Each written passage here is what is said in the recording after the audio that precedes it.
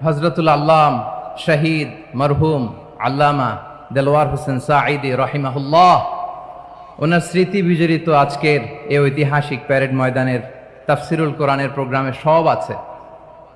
Stage আছে, শ্রোতা আছে, প্যান্ডেল আছে, মিডিয়া কাভারেজ আছে, কিন্তু আমাদের কলিজার টুকটাটা আমাদের মাঝে নাই।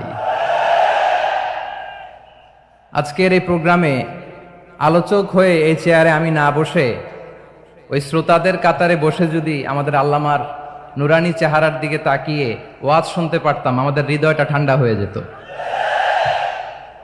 আমাদের তৃষ্ণার্ত হৃদয় শান্ত হতো। সব আজকে আছে, কি যেন নাই, ঠিক কিনা বলেন? আল্লাহ তাআলা প্রতি 100 বছরে একজন মুজাদ্দিদ পাঠায়, প্রতি 100 বছরে একজন মুজাদ্দিদ, যিনি সমাজকে সংস্কার করেন। আল্লামা দেলোয়ার হোসেন সাঈদী রহিমাহুল্লাহ ছিলেন তেমন একজন মুজাদ্দিদ। চিৎকার করে বলেন ঠিক কিনা?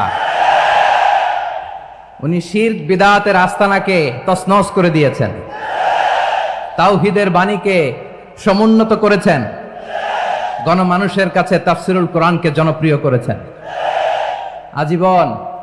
আজীবন তিনি ইসলামকে বিজয়ী শক্তি হিসেবে দেখার স্বপ্ন দেখতেন। এত প্রাঞ্জল ভাষা, এত চমৎকার আধুনিক প্রেজেন্টেশন, গণমানুষের কাছে কোরআনের তাফসিরকে এভাবে জনপ্রিয় করে তোলার মতো ব্যক্তিত্ব আল্লামা সাঈদী ছাড়া দ্বিতীয় কেউ এই বাংলার ভূখণ্ডে নাই। এই যে তাফসিরুল কোরআন, এই যে টার্মিনোলজি, এই টার্মটাই উনি আসলে জনপ্রিয় করেছেন। আমরা আগে জানতাম না যে এভাবে তাফসির করা যায়, এভাবে scientific indications of the Holi কোরআনকে মানুষের কাছে পেশ করা যায়, এভাবে এত জীবন ঘনিষ্ঠ করে, এত ইন্টারেক্টিভ করে কোরআনের কথাগুলো মানুষের কাছে উপস্থাপন করা যায়। উনি অন্যায়ের বিরুদ্ধে সবসময় সোচ্চার ছিলেন, প্রতিবাদী কণ্ঠস্বর ছিলেন। ওনার আলোচনা শুনলে দেহের রক্ত টকবক করে ফুটতে থাকতো। আল্লাহু আকবার, আল্লাহু আকবার। আলো ঠিকানা Islamic channel, please like, comment, share করে আমাদের সঙ্গেই থাকুন। অন্যায় প্রতিরোধে যদি আবু সাঈদের মতো দুই হাত উঁচু করে বুককে টান টান করে প্রসারিত করে দাঁড়াতে হয়, রাজি আছো মুসলমান? কারা কারা রাজি? আল্লাহকে হাত দেখিয়ে প্রতিজ্ঞা করো।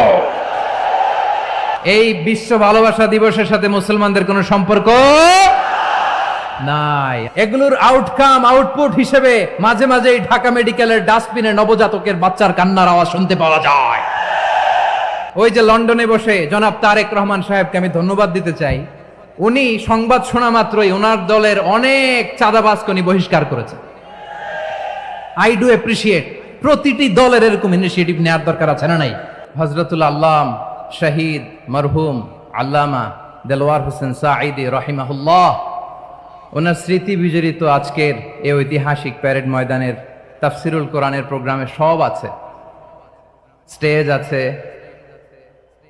শ্রোতা আছে, প্যান্ডেল আছে, মিডিয়া কাভারেজ আছে, কিন্তু আমাদের কলিজার টুকটাটা আমাদের মাঝে নাই।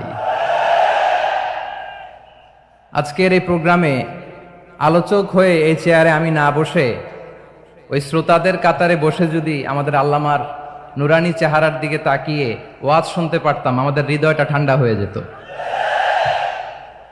আমাদের তৃষ্ণার্ত হৃদয় শান্ত হতো। সব আজকে আছে, কি যেন নাই, ঠিক কিনা বলেন? আল্লাহ তাআলা প্রতি 100 বছরে একজন মুজাদ্দিদ পাঠায়, প্রতি 100 বছরে একজন মুজাদ্দিদ, যিনি সমাজকে সংস্কার করেন। আল্লামা দেলোয়ার হোসেন সাঈদী রহিমাহুল্লাহ ছিলেন তেমন একজন মুজাদ্দিদ। চিৎকার করে বলেন ঠিক কিনা? উনি শিরক বিদআতের আস্তানাকে তছনছ করে দিয়েছেন, তাওহীদের বাণীকে সমুন্নত করেছেন, গণমানুষের কাছে তাফসিরুল কোরআনকে জনপ্রিয় করেছেন।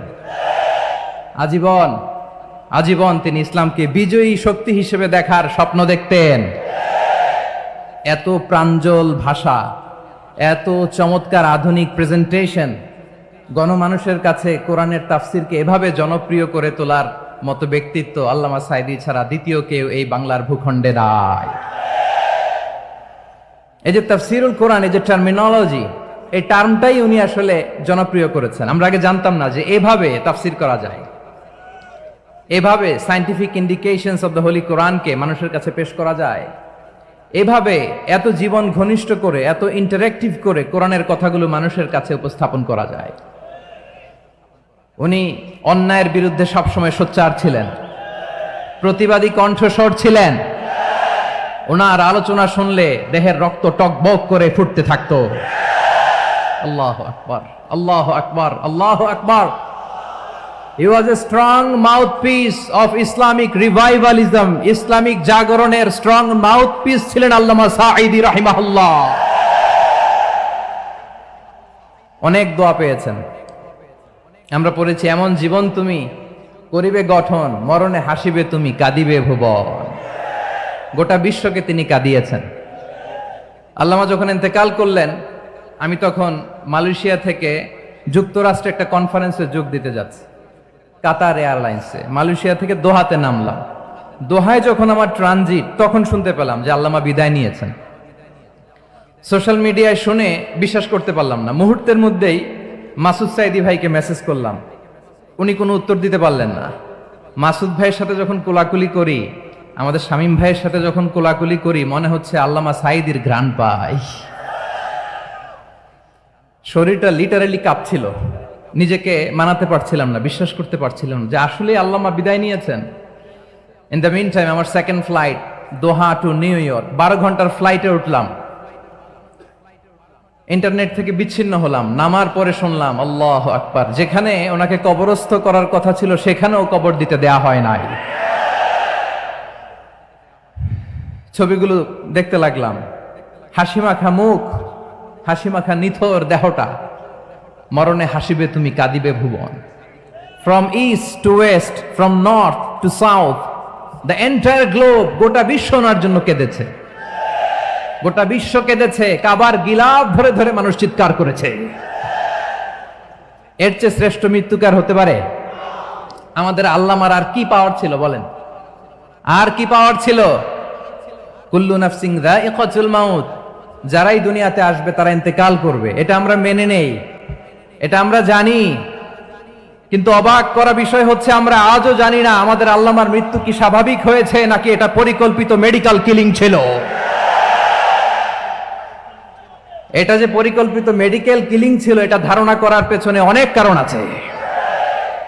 তিনি আধিপত্যবাদের বিরুদ্ধে সোচ্চার ছিলেন, ফ্যাসিবাদের বিরুদ্ধে সোচ্চার ছিলেন, রাজনৈতিক প্রতিহিংসার শিকার ছিলেন।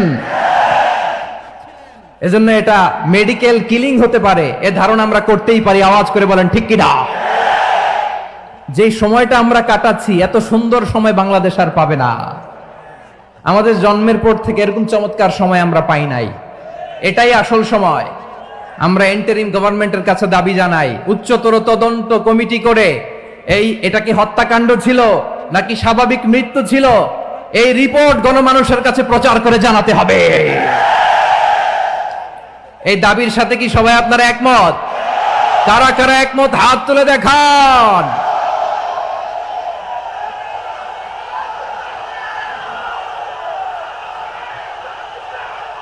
আমার প্রিয় ভাইয়েরা, প্রিয় চট্টলাবাসী, আল্লাহ তাআলা তার এই মুখলেস গোলামকে তার জান্নাতুল ফেরদাউসের মেহমান হিসেবে কবুল করুক, তার জীবনের সকল খেদমাগুলোকে কবুল করুক, জান্নাতুল ফেরদাউসের আলা মাকামে তাকে মেহমান হিসেবে কবুল করুক। আল্লামা শহীদ দেলোয়ার হোসেন সাঈদী রাহিমাহুল্লাহ, উনি ছাড়াও এই ঐতিহাসিক ময়দানে কথা বলেছেন আল্লামা লুৎফুর রহমান রাহিমাহুল্লাহ। চলে গিয়েছেন আমাদেরকে ছেড়ে। তিনি বলতেন, ইনশাআল্লাহ মিজান আবার আসবে। হুজুর, আমি তো আসলাম, আপনি তো আমাদেরকে ছেড়ে চলে গেলেন। আল্লাহু আকবার, আল্লাহু আকবার, আল্লাহু আকবার। গলায় কোনো সুর ছিল না, সুর দিয়ে কথা বলতেন না, কিন্তু এত চমৎকার শব্দের বুনন, এত চমৎকার প্রেজেন্টেশন, এত চমৎকার ভাবে ঐতিহাসিক বর্ণনাগুলো তিনি উপস্থাপন করতেন। মন্ত্রমুগ্ধ হয়ে আমরা আল্লামা লুৎফুর রহমানের কথা শুনেছি। আমরা হযরতুল আল্লাহ লুৎফুর রহমান রাহিমাহুল্লাহর জন্য এই বিশাল ময়দান থেকে দোয়া করছি, আল্লাহ তাআলা তুমি তোমার এই খাদেমকে জান্নাতের মেহমান হিসেবে কবুল করে নাও। আরো অনেক আল্লামারা এখানে কথা বলেছেন, বিশেষ করে বাইতুল শরফের মরহুম পীর সাহেব হুজুর থেকে শুরু করে আরো যারা যারা তারকাতুল্য ওলামায়ে কেরাম এই চট্টগ্রামের ময়দানে কথা বলেছেন, আলো ছড়িয়েছেন। আমরা এই লক্ষ লক্ষ তাওহীদি জনতাকে নিয়ে তাদের জন্য দোয়া করছি, আল্লাহ তাআলা ওনাদের জীবনের সকল ভুল ত্রুটি ক্ষমা করে দিয়ে তাদেরকে জান্নাতুল ফেরদাউসের মেহমান বানিয়ে নিক। আমরা এই ঐতিহাসিক প্যারেড ময়দানের প্রোগ্রাম থেকে স্মরণ করতে চাই 24-এর ছাত্র নাগরিক অভ্যুত্থানে আমার যে সমস্ত ছাত্র নাগরিক ভাইয়েরা দেহের তাজা রক্ত বিলি দিয়ে নতুন বাংলাদেশ আমাদেরকে উপহার দিয়েছে। বিশেষ করে আপনাদের এই চট্টগ্রামের শহীদ ফয়সাল, শহীদ ওয়াসিম সহ সকল শহীদকে আল্লাহ তাআলা কবুল করুক, আমরা সবাই পড়ি আমিন। প্রিয় ভাইয়েরা, আমি নগণ্য একজন কোরআনের ছাত্র, এত বিশাল মঞ্চে এত বড় প্ল্যাটফর্মে কথা বলা আমার জন্য সাজে না। তারপরও আমাদের মুরব্বীরা আমাদের ডানে বায়ে বসে আছেন, ওনাদের আদেশ ক্রমে, ওনাদের অনুমতি ক্রমে কিছু কথা আজকের এই ঐতিহাসিক প্রোগ্রামে আপনাদের সামনে উপস্থাপন করার চেষ্টা করব। ওমা তৌফিক ইল্লা বিল্লাহ। প্রিয় ভাইয়েরা, 5 দিন ব্যাপী এই তাফসিরুল কোরআনের প্রোগ্রামে অনেক ওলামা হযরত কথা বলেছেন। যারা কোরআন সুন্নাহ থেকে আমাদেরকে কোরআনের কথাগুলো শোনালেন, আমরা যেন সেগুলো আমল করতে পারি, আল্লাহ আমাদেরকে তৌফিক দান করুক।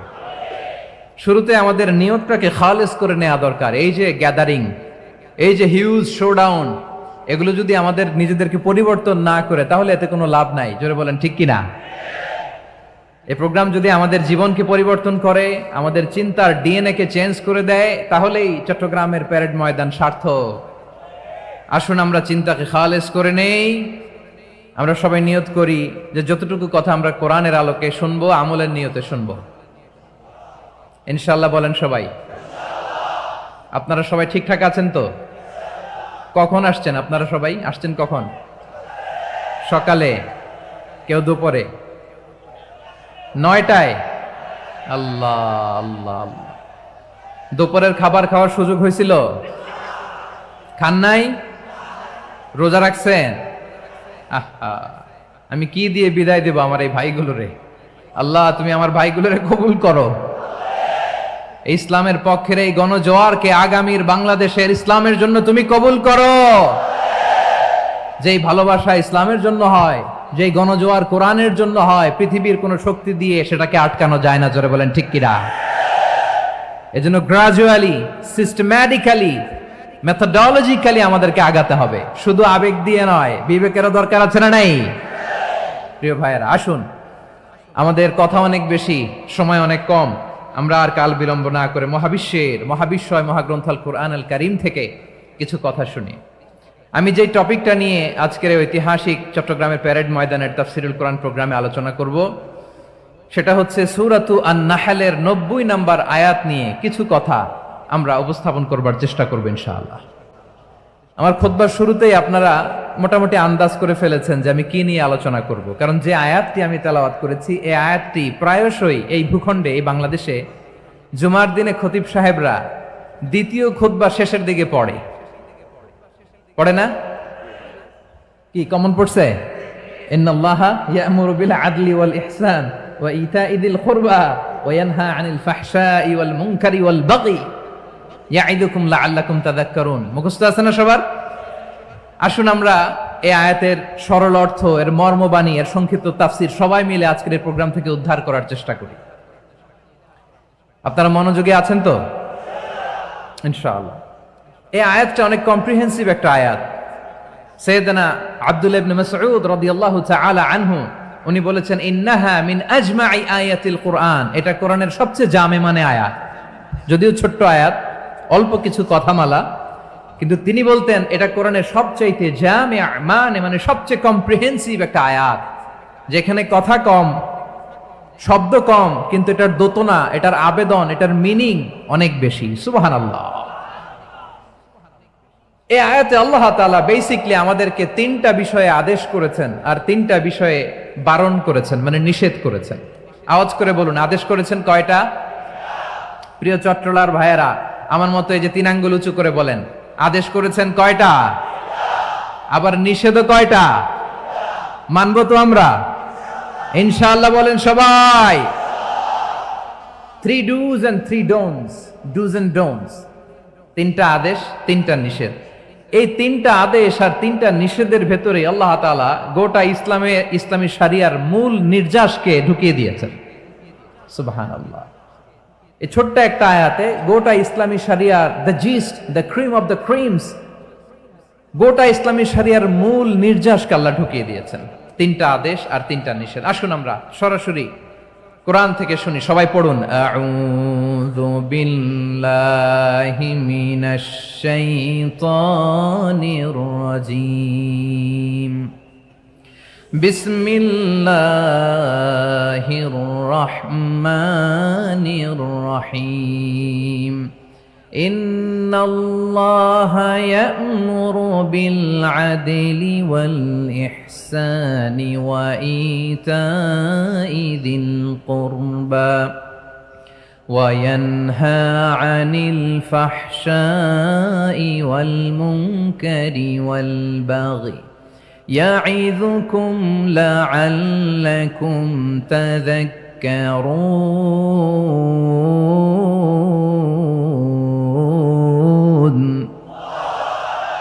আল্লাহ তাআলা ইরশাদ করছেন, ইন্নাল্লাহা ইয়া'মুরু বিল আদলি ওয়াল ইহসান, নিশ্চয় আল্লাহ তাআলা তোমাদেরকে ন্যায় বিচারের আদেশ দেন, সদাচরণের আদেশ দেন, নিকটাত্মীয়দেরকে দানের আদেশ দেন। আদেশ কয়টা? আওয়াজ করে সবাই বলুন তো কয়টা? নিশ্চয় আল্লাহ তাআলা তোমাদেরকে ন্যায় বিচারের আদেশ দেন, সদাচরণের আদেশ দেন, তিনি তোমাদের নিকটাত্মীয়দেরকে দানের আদেশ দেন, আর তিনি তোমাদেরকে অশ্লীলতা থেকে নিষেধ করেন, মন্দ কাজ থেকে নিষেধ করেন, অবাধ্যতা সীমা লঙ্ঘন থেকে নিষেধ করেন। তিনি তোমাদেরকে উপদেশ দেন যাতে তোমরা শিক্ষা গ্রহণ করো। সুবহানাল্লাহ। উপদেশ দিচ্ছে স্বয়ং কে? 3টা জিনিসের আদেশ। ইয়া'মুরু বিল আদল, সুবিচার ন্যায় বিচারের আদেশ তিনি দেন। ইহসানের আদেশ দেন, যাতে আমরা ইহসান করি, একে অপরের প্রতি সুবিচার করি, মহানুভবতা দেখাই, অনুগ্রহ দেখাই, আর নিকট আত্মীয়দেরকে যেন আমরা দান করি। এই 3টা আদেশ তিনি দিয়েছেন। আর কোন 3টা জিনিস থেকে তিনি বারণ করেছেন? অশ্লীলতা, ফাহশা, মুনকার, মানে সব মন্দ আর অসৎ কাজ, এগুলো থেকে তিনি আমাদেরকে বারণ করেন। ওয়াল বাগি, অবাধ্যতা, সীমা লঙ্ঘন, এই 3টা কাজ থেকে তিনি আমাদেরকে বারণ করেন। তিনি আমাদেরকে উপদেশ দেন, স্বয়ং আল্লাহ তাআলা আমাদেরকে উপদেশ দেন যাতে করে আমরা শিক্ষা গ্রহণ করি। সুবহানাল্লাহ পড়ে।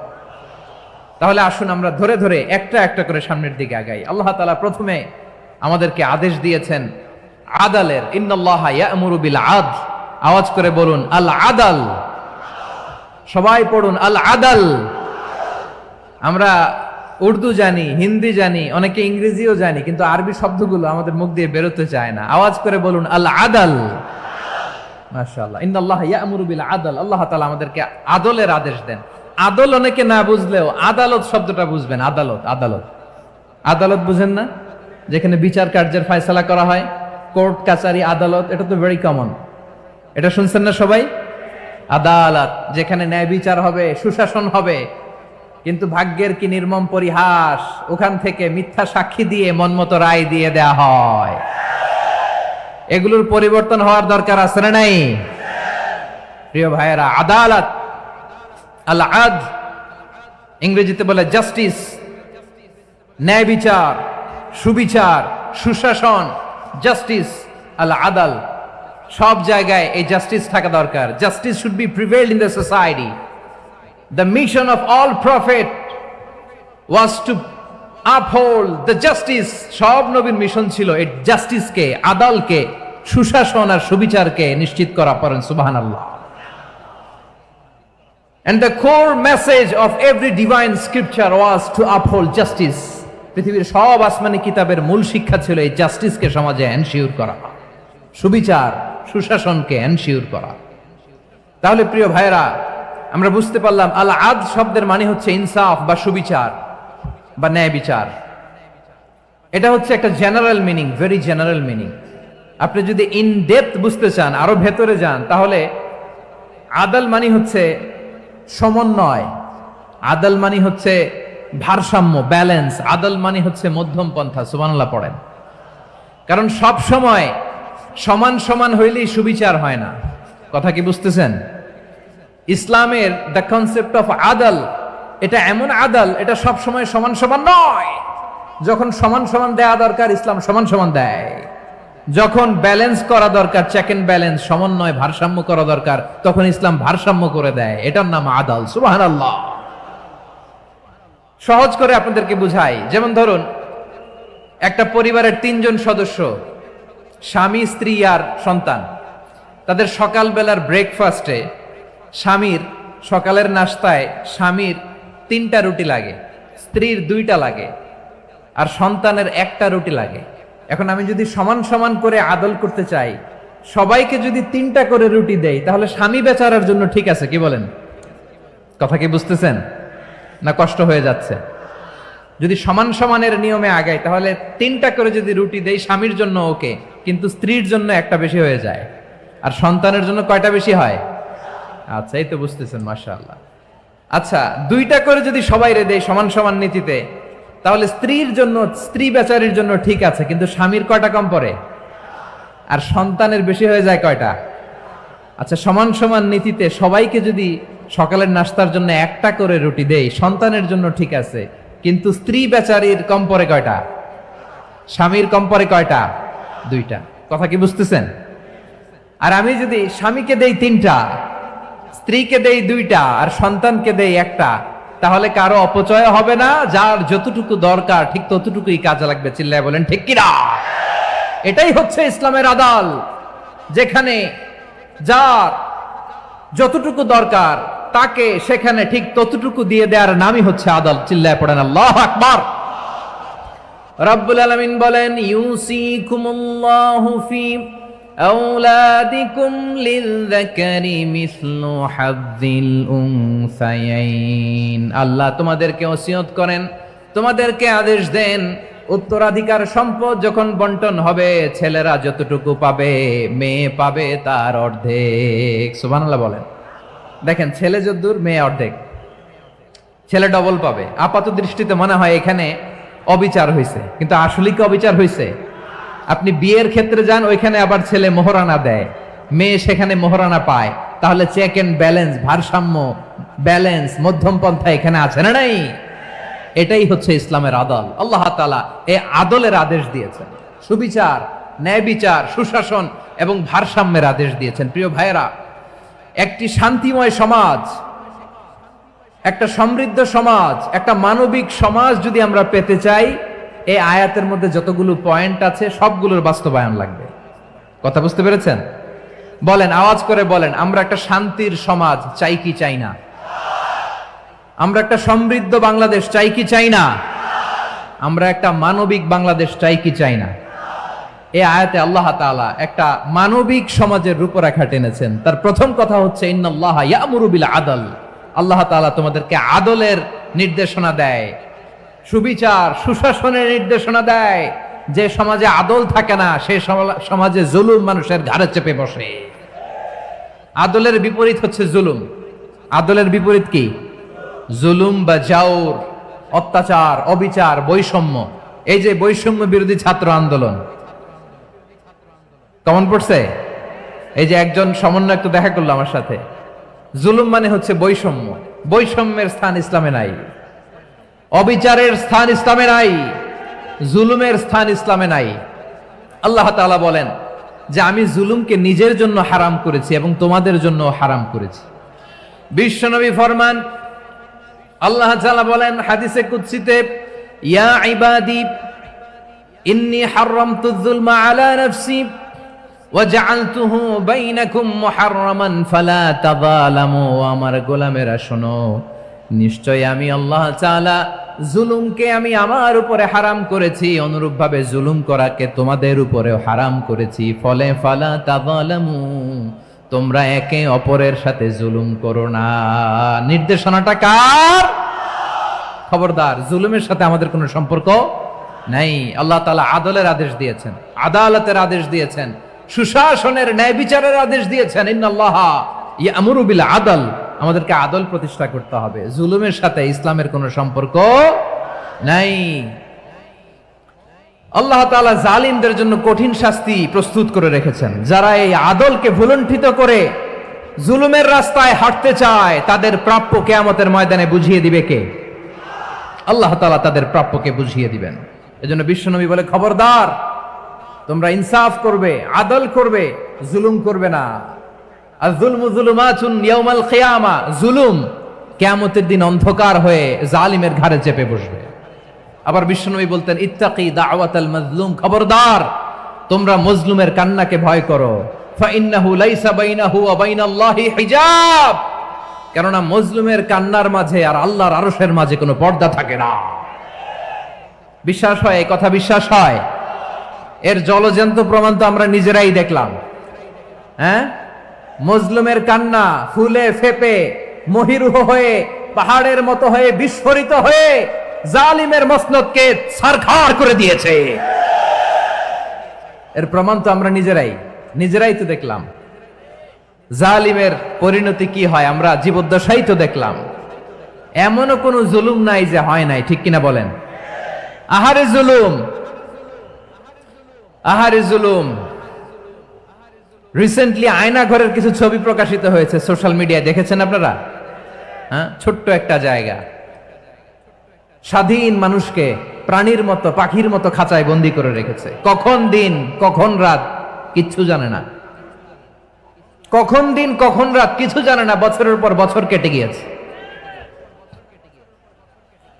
এক্সট্রা জুডিশিয়াল কিলিং এর কোনো হিসাব নাই, বিচার বহির্ভূত হত্যা, এনফোর্স ডিসঅ্যাপিয়ারেন্স, গুম, যেটা সবচাইতে বড় মানবতা বিরোধী অপরাধ। কত মানুষ যে গুম হয়েছে তার কোনো ইয়ত্তা নাই। যেই ফ্যামিলির সদস্য গুম হয়েছে তারা কি ওই লোকটার জন্য মাগফিরাতের দোয়া করবে নাকি সুস্বাস্থ্যের দোয়া করবে তারা নিজেরাও জানতো না, কারণ জানে না ও বেঁচে আছে না মরে গেছে।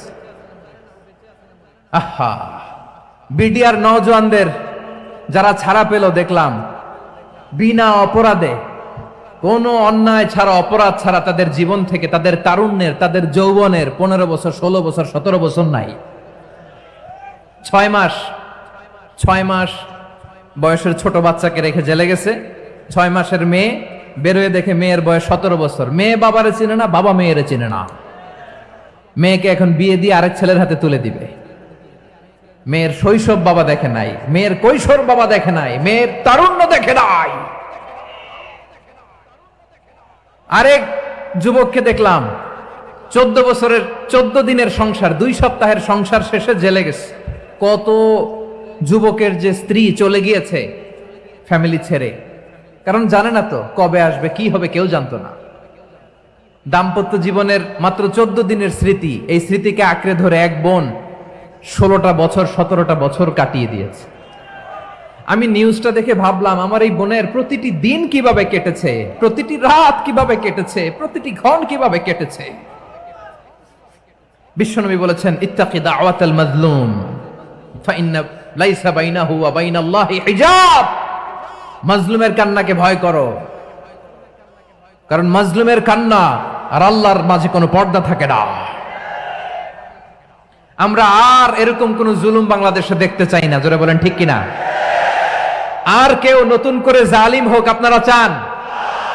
আবার নতুন করে কেউ ফ্যাসিস্ট হোক আপনারা চান? এক দল আরেক দলকে নিশ্চিহ্ন করার রাজনীতিতে মেতে উঠুক এটা আপনারা চান? আমরা বাংলাদেশকে আদল দিয়ে সাজাতে চাই। আমরা এই 56,000 বর্গ মাইলের প্রতিটা ইঞ্চি মাটিকে কোরআনের আইন দিয়ে সাজাতে চাই। রাজি আছেন আপনারা? কারা কারা রাজি দেখান হাত তুলে আল্লাহকে।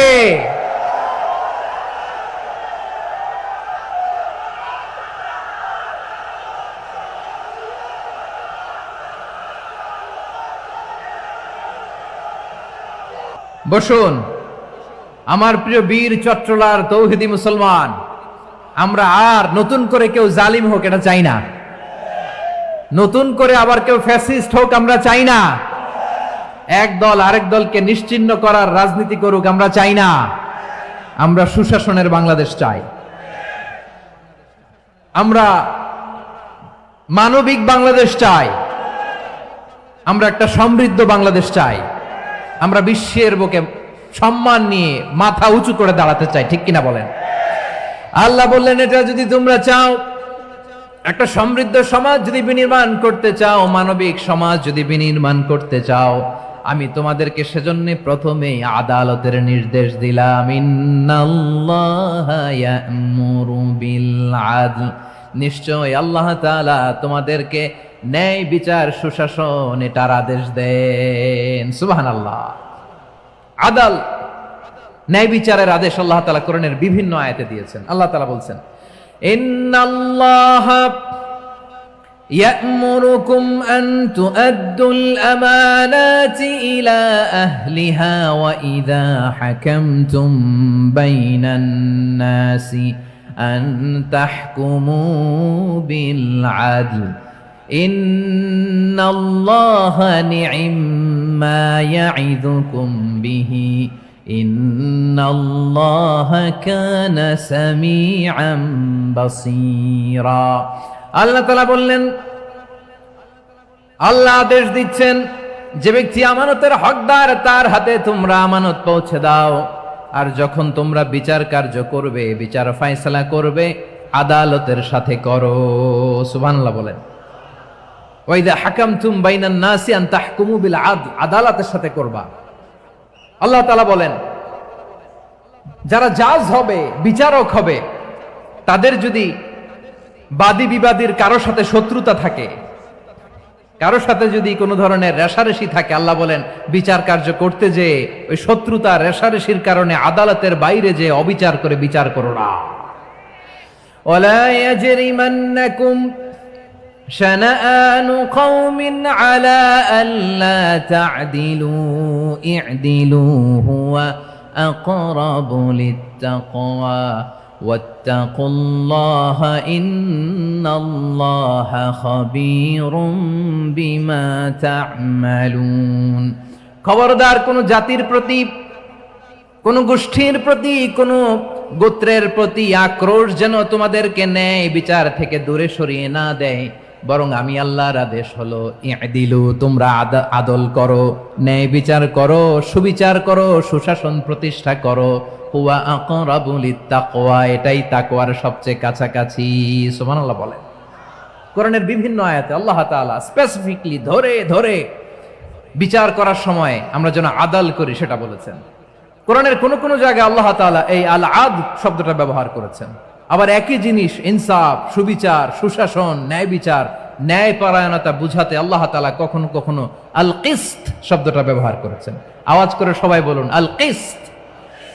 প্রিয় ভাইরা, সবাই আওয়াজ করে আমার সাথে সাথে বলুন আল কিসত। আল্লাহ তাআলা বলেন, ওয়া ইন হাকামতা ফাহকুম বাইনাহুম বিল কিসতি ইন্নাল্লাহা ইউহিব্বুল মুকসিতিন। যখন তুমি বিচার করবে, বিশ্বনবীকে উদ্দেশ্য করে অ্যাড্রেস করে বললেন, নবী হে, ইহুদিরা কোনো বিষয়ে মীমাংসার জন্য যদি আপনার দরবারে আসে, যদি বিচার করতে হয়, খবরদার অবিচার করবেন না। ফয়সালা যেটা করবেন কিসতের সাথে করবেন, ন্যায় পরায়ণতার সাথে করবেন, কারণ ইন্নাল্লাহা ইউহিব্বুল মুকসিতিন, নিশ্চয় আল্লাহ রাব্বুল ইজ্জাত ন্যায় পরায়ণশীলদেরকে বড্ড ভালোবাসেন। সুবহানাল্লাহ বলেন। ন্যায় পরায়ণ লোকদেরকে আল্লাহ তাআলা বড্ড ভালোবাসেন। অন্য আয়াতে আল্লাহ তাআলা বলছেন, وَنَضَعُ الْمَوَازِينَ الْقِسْطَ لِيَوْمِ الْقِيَامَةِ فَلَا تُظْلَمُ نَفْسٌ شَيْئًا। আমি কিয়ামতের দিন ন্যায় পরায়ণতার মানদণ্ড স্থাপন করব, যেটাকে আমরা মিজানের পাল্লা বলি। আল্লাহ বলেন, ন্যায় বিচারের মানদণ্ড কিয়ামতের ময়দানে আমি আল্লাহ স্থাপন করব।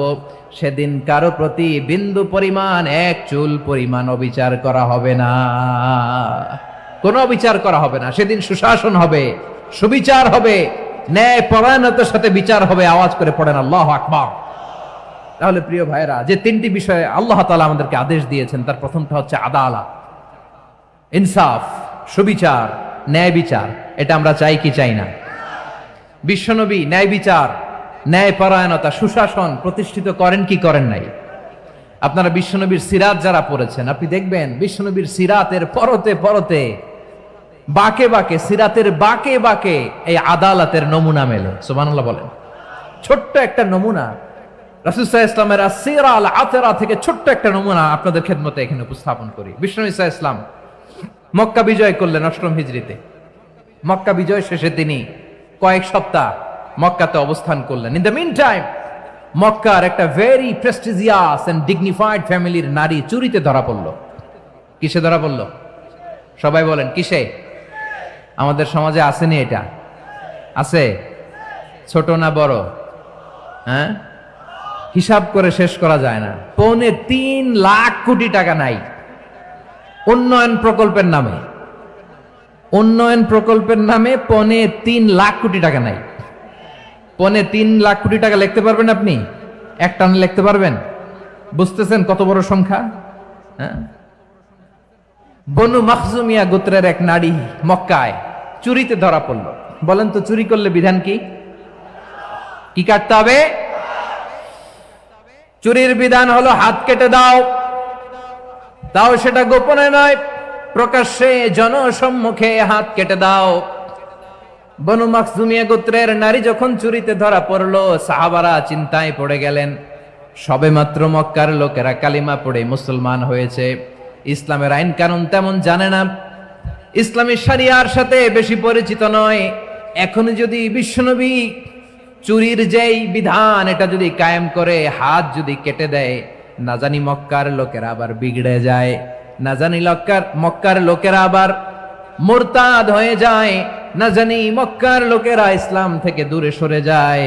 চলো চলো, সাহাবীরা মিলে পরামর্শ করলেন, চলো বিশ্বনবীর কাছে যে বলি, ও নবী, শুধু কেবলমাত্র একমাত্র এই নারীর জন্য চুরির হাত কাটার বিধানটা আপনি একটু থামিয়ে দেন। চুরির হাত কাটার যে বিধান এখানে একটু রহিত করে দেন, বাকিগুলা কইরেন মদিনাতে যে চলবে, কিন্তু মক্কায় এবারের জন্য মাফ করে দেন। কিন্তু কে বলবে? এই যে পরামর্শ, সাজেশন, এটা কে দিবে বিশ্বনবীর কাছে? সাহাবারা চিন্তায় পড়ে গেলেন। আল্লাহর নবীর সামনে দাঁড়িয়ে আল্লাহর দেয়া হুদুদ, আল্লাহর দেয়া বিধান থামিয়ে দেওয়া, মাফ করে দেওয়া, এই কথা বিশ্বনবীর সামনে বলার সাহস তো কেউ রাখে না। কেউ কেউ বলল, বিশ্বনবীর পালক পুত্র যায়েদ বিন হারেসার সন্তান উসামারে বিশ্বনবী নাতির মতো আদর করে, বড্ড বেশি ভালোবাসে উসামারে।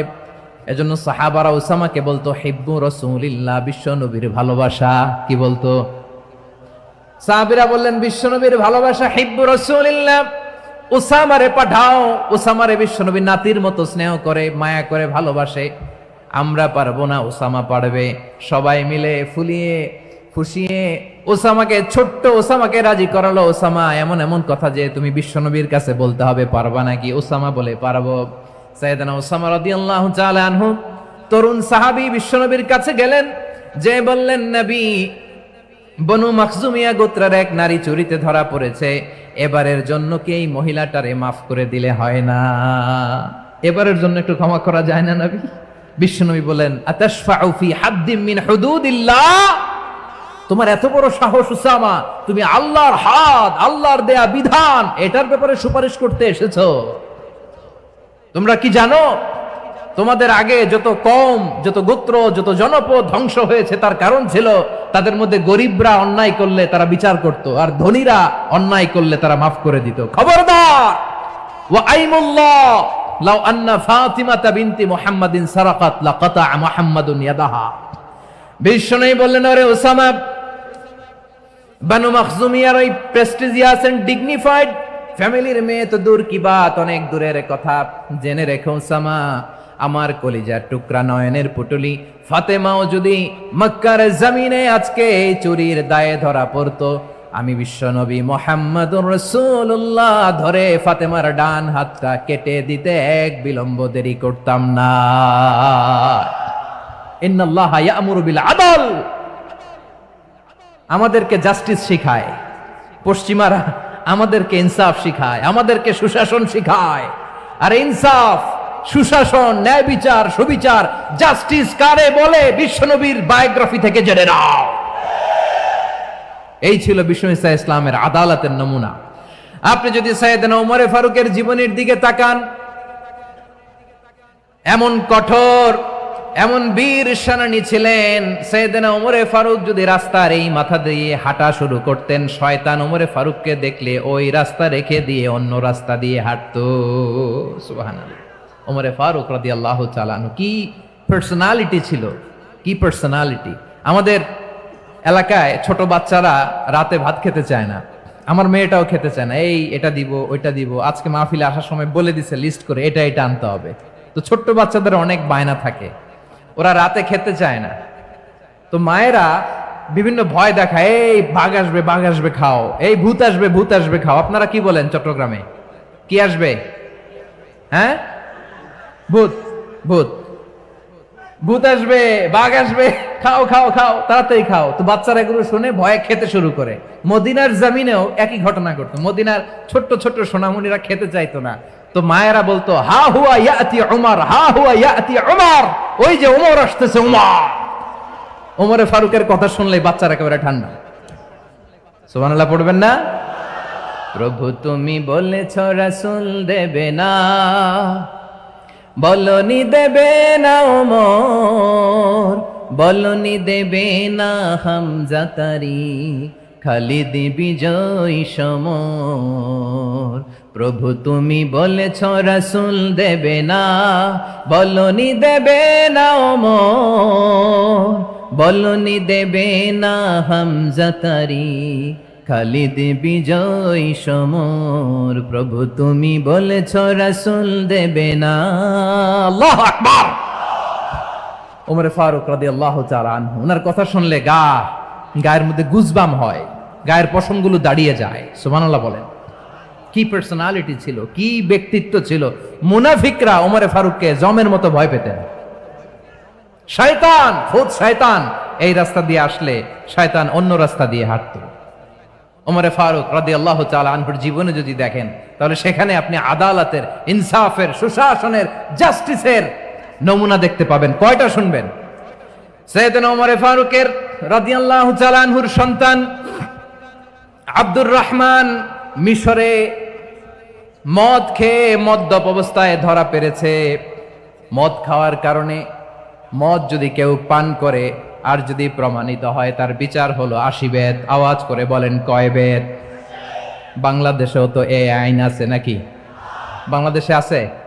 হ্যাঁ, মদ খাইলে 80 বেত, এই আইন বাংলাদেশে চালু হোক। আমরা চাই কি চাই না? চাই সবাই। এজন্যই তো ইসলাম ভাল লাগে না। ইসলামকে ভাল লাগে না। ইসলামকে আউট করে রাখতে পারলেই তো এরকম বড় বড় বোতল খাওয়া যায়। একেবারে সহজ, পানির মতো সহজ, হিসাব একেবারে সহজ। ওমর ফারুক রাদিয়াল্লাহু তাআলা আনহুর ছেলে ভুল করে মদ পান করে ফেলেছিলেন। আব্দুর রহমান, ঘটনা ঘটেছে মিশরে। মিশরের গভর্নর তখন আমর ইবনে আস রাদিয়াল্লাহু তাআলা আনহু।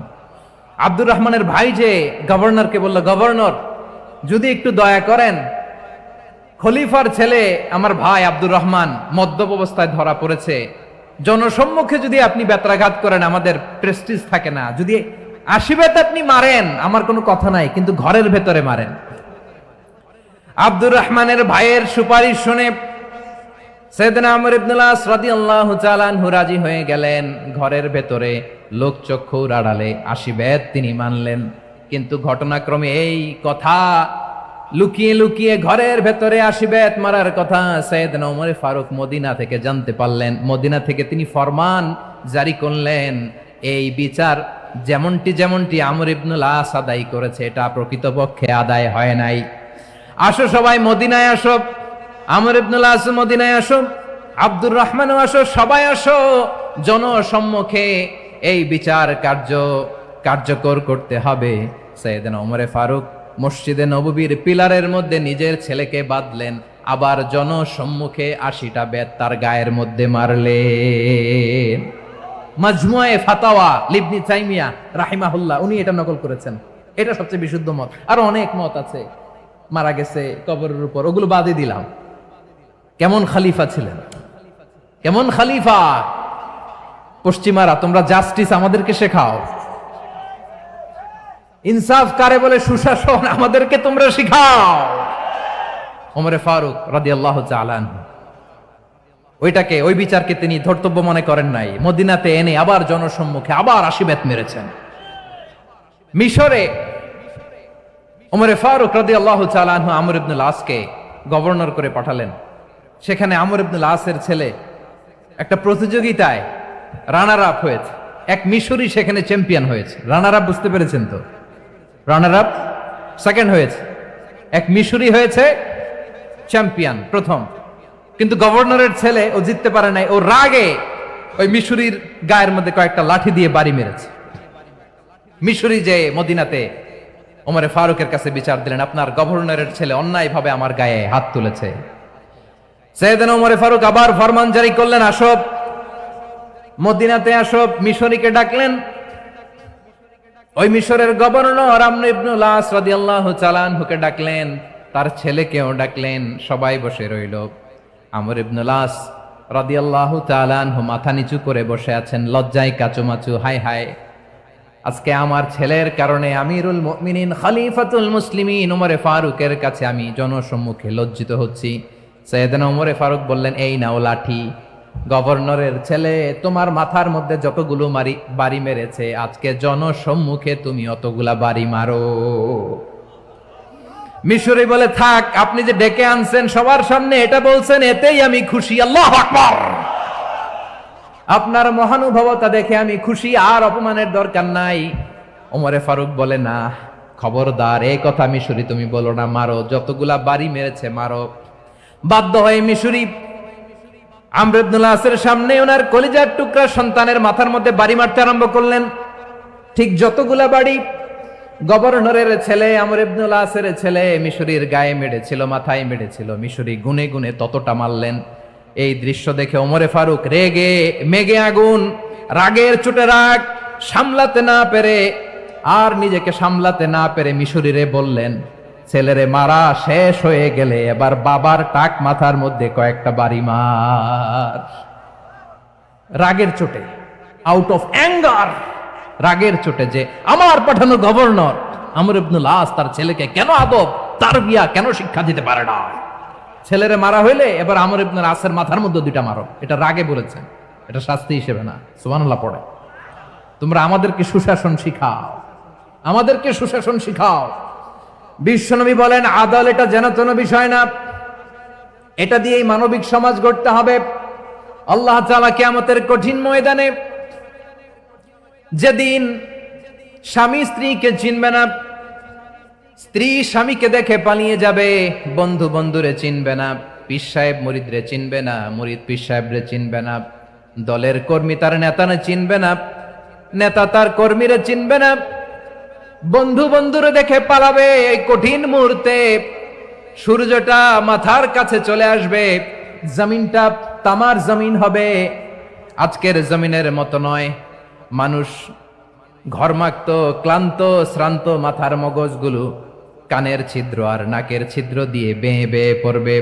বিশ্বনবী ফরমান, কিয়ামতের ওই কঠিন ময়দানে 7 শ্রেণীর ব্যক্তিকে রব্বুল আলামিন তার আরশের নিচে ছায়া দিবেন। তার মধ্যে প্রথম শ্রেণীর ব্যক্তি হলো ইমামুন আদিল। ইমামুন আদিল, ন্যায়পরায়ণ শাসক, যে ইনসাফের সাথে বিচার করে, যে জাস্টিস সমাজে সার্ভ করে, যে সুশাসন নিশ্চিত করে, ওই ইমামুন আদিল। আদিল শব্দটা বুঝছেন না? ইন্নাল্লাহা ইয়া'মুরু বিল আদল, পাইছেন? আদিল। 7 শ্রেণীর ব্যক্তিকে আল্লাহ তাআলা সুশীতল আরশের নিচে ছায়া দিবেন, যেদিন তার দেয়া ছায়া ছাড়া কোনো ছায়া থাকবে না। এর প্রথম হচ্ছে ইমামুন আদিল, ন্যায়পরায়ণ শাসক। চিল্লায় বলেন সুবহানাল্লাহ। আবার বিশ্বনবী বললেন, ইন্নাল মুকসিতিনা ইনদাল্লাহি আলা মানাবিরা মিন নূর আন ইয়ামিনির রহমান। কিয়ামতের দিন যারা ন্যায়পরায়ণ হিসেবে আল্লাহর সামনে দাঁড়াবে, কিয়ামতের দিন রব্বুল আলামিন তার আরশের ডান দিকে ওই ন্যায়পরায়ণ লোকদের জন্য আরশের ডান দিকে একটা নূরের মিম্বারে তাদেরকে বসার সুযোগ করে দিবে। আল্লাহর আরশের ডান দিকে ন্যায়পরায়ণ লোকদের জন্য আল্লাহ তাআলা নূরের মিম্বার বানাবে। 4টেখানে কথা মনে করেছেন? আল আদাল, জাস্টিস। ইন্নাল্লাহা ইয়া'মুরু বিল আদল। আল্লাহ তাআলা এই আদালতের নির্দেশনা দেয়, সুবিচার, সুশাসন। প্রিয় ভাইয়েরা, এটা আমরা বাংলাদেশে চাই কি চাই না? এই যে অরাজকতা, এই যে অন্যায়, এই যে জুলুম, এই যে ইনকনসিস্টেন্সি সমাজের অসঙ্গতির প্রধান কারণ জাস্টিস নাই, সুবিচার নাই, সুশাসন নাই। শেষবারের মতো আওয়াজ করে বলেন তো, আমরা বাংলাদেশে আদল চাই কি চাই না?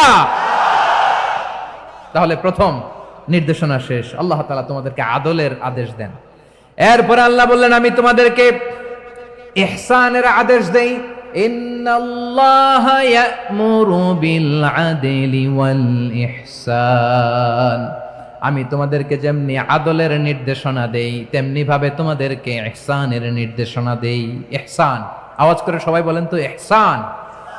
সবাই বলেননি, সবাই বললে এতটুকু আওয়াজ হবে আমি বিশ্বাস করি না।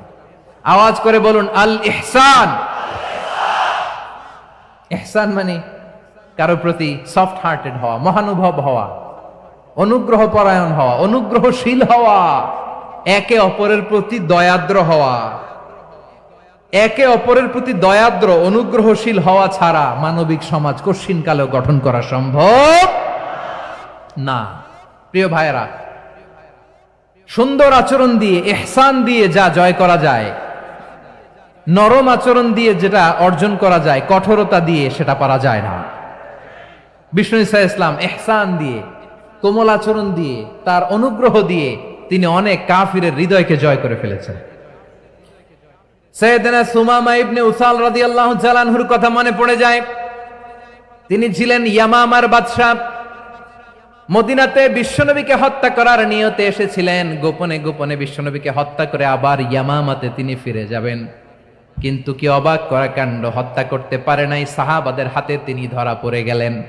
সাইয়েদনা সুমামা ইবনে উসাল রাদিয়াল্লাহু তাআলা আনহু হত্যার নিয়তে আসলেন, কিন্তু হত্যা করতে পারলেন না। সাহাবারা ওনাকে ধরে ফেললেন, ধরে মসজিদে নববীর পিলারের মধ্যে বেঁধে রাখলেন। সুমামা ইবনে উসাল, সিরাত থেকে শুনেন, সিরাত থেকে শোনাচ্ছি। রাদিয়াল্লাহু তাআলা আনহু ইয়ামামার অধিপতি ছিলেন। ইয়ামামা বিশ্বনবীকে হত্যার জন্য আসছেন, ধরা পড়ে গেছেন, এখন মসজিদে নববীতে বেঁধে রাখছে, তার মানে বন্দী। এখন স্ট্যাটাস কি? বন্দী, ক্যাপটিভ। বিষ্ণু ঈসা ইসলাম সাহাবাদেরকে বললেন তার খোঁজ খবর নিও, সুমামা ইবনে উসালের খোঁজ খবর নিও। সাহাবারা বলেন ইয়া রাসূলুল্লাহ, আপনাকে হত্যা করতে এসেছে, তার তো কঠিন ক্যাপিটাল পানিশমেন্ট হওয়া দরকার, কঠিন শাস্তি হওয়া দরকার। বিশ্বনবী বললেন না, আমি যেটা জানি তোমরা সেটা জানো না, তোমরা সুমামার সাথে ভালো আচরণ করো। বিশ্বনবী সুমামার কাছে গেলেন। প্রথম দিন যে তিনি কালেমার দাওয়াত দিলেন, ইমানের দাওয়াত দিলেন, ইসলামের দাওয়াত দিলেন, রিসালাতের দাওয়াত দিলেন, আখিরাতের দাওয়াত দিলেন। পরের দিন যে বিশ্বনবী সালাতের দাওয়াত দিলেন, যাকাতের দাওয়াত দিলেন, ইসলাম কি, কিভাবে, কেমন করে পালন করতে হয় চমৎকার আর্টিকুলেট করতে শুরু করলেন। তন্ময় হয়ে সুমামা ইবনে উসাল রাদিয়াল্লাহু তাআলা আনহু বিশ্বনবীর কথাগুলো শুনতে আরম্ভ করলো।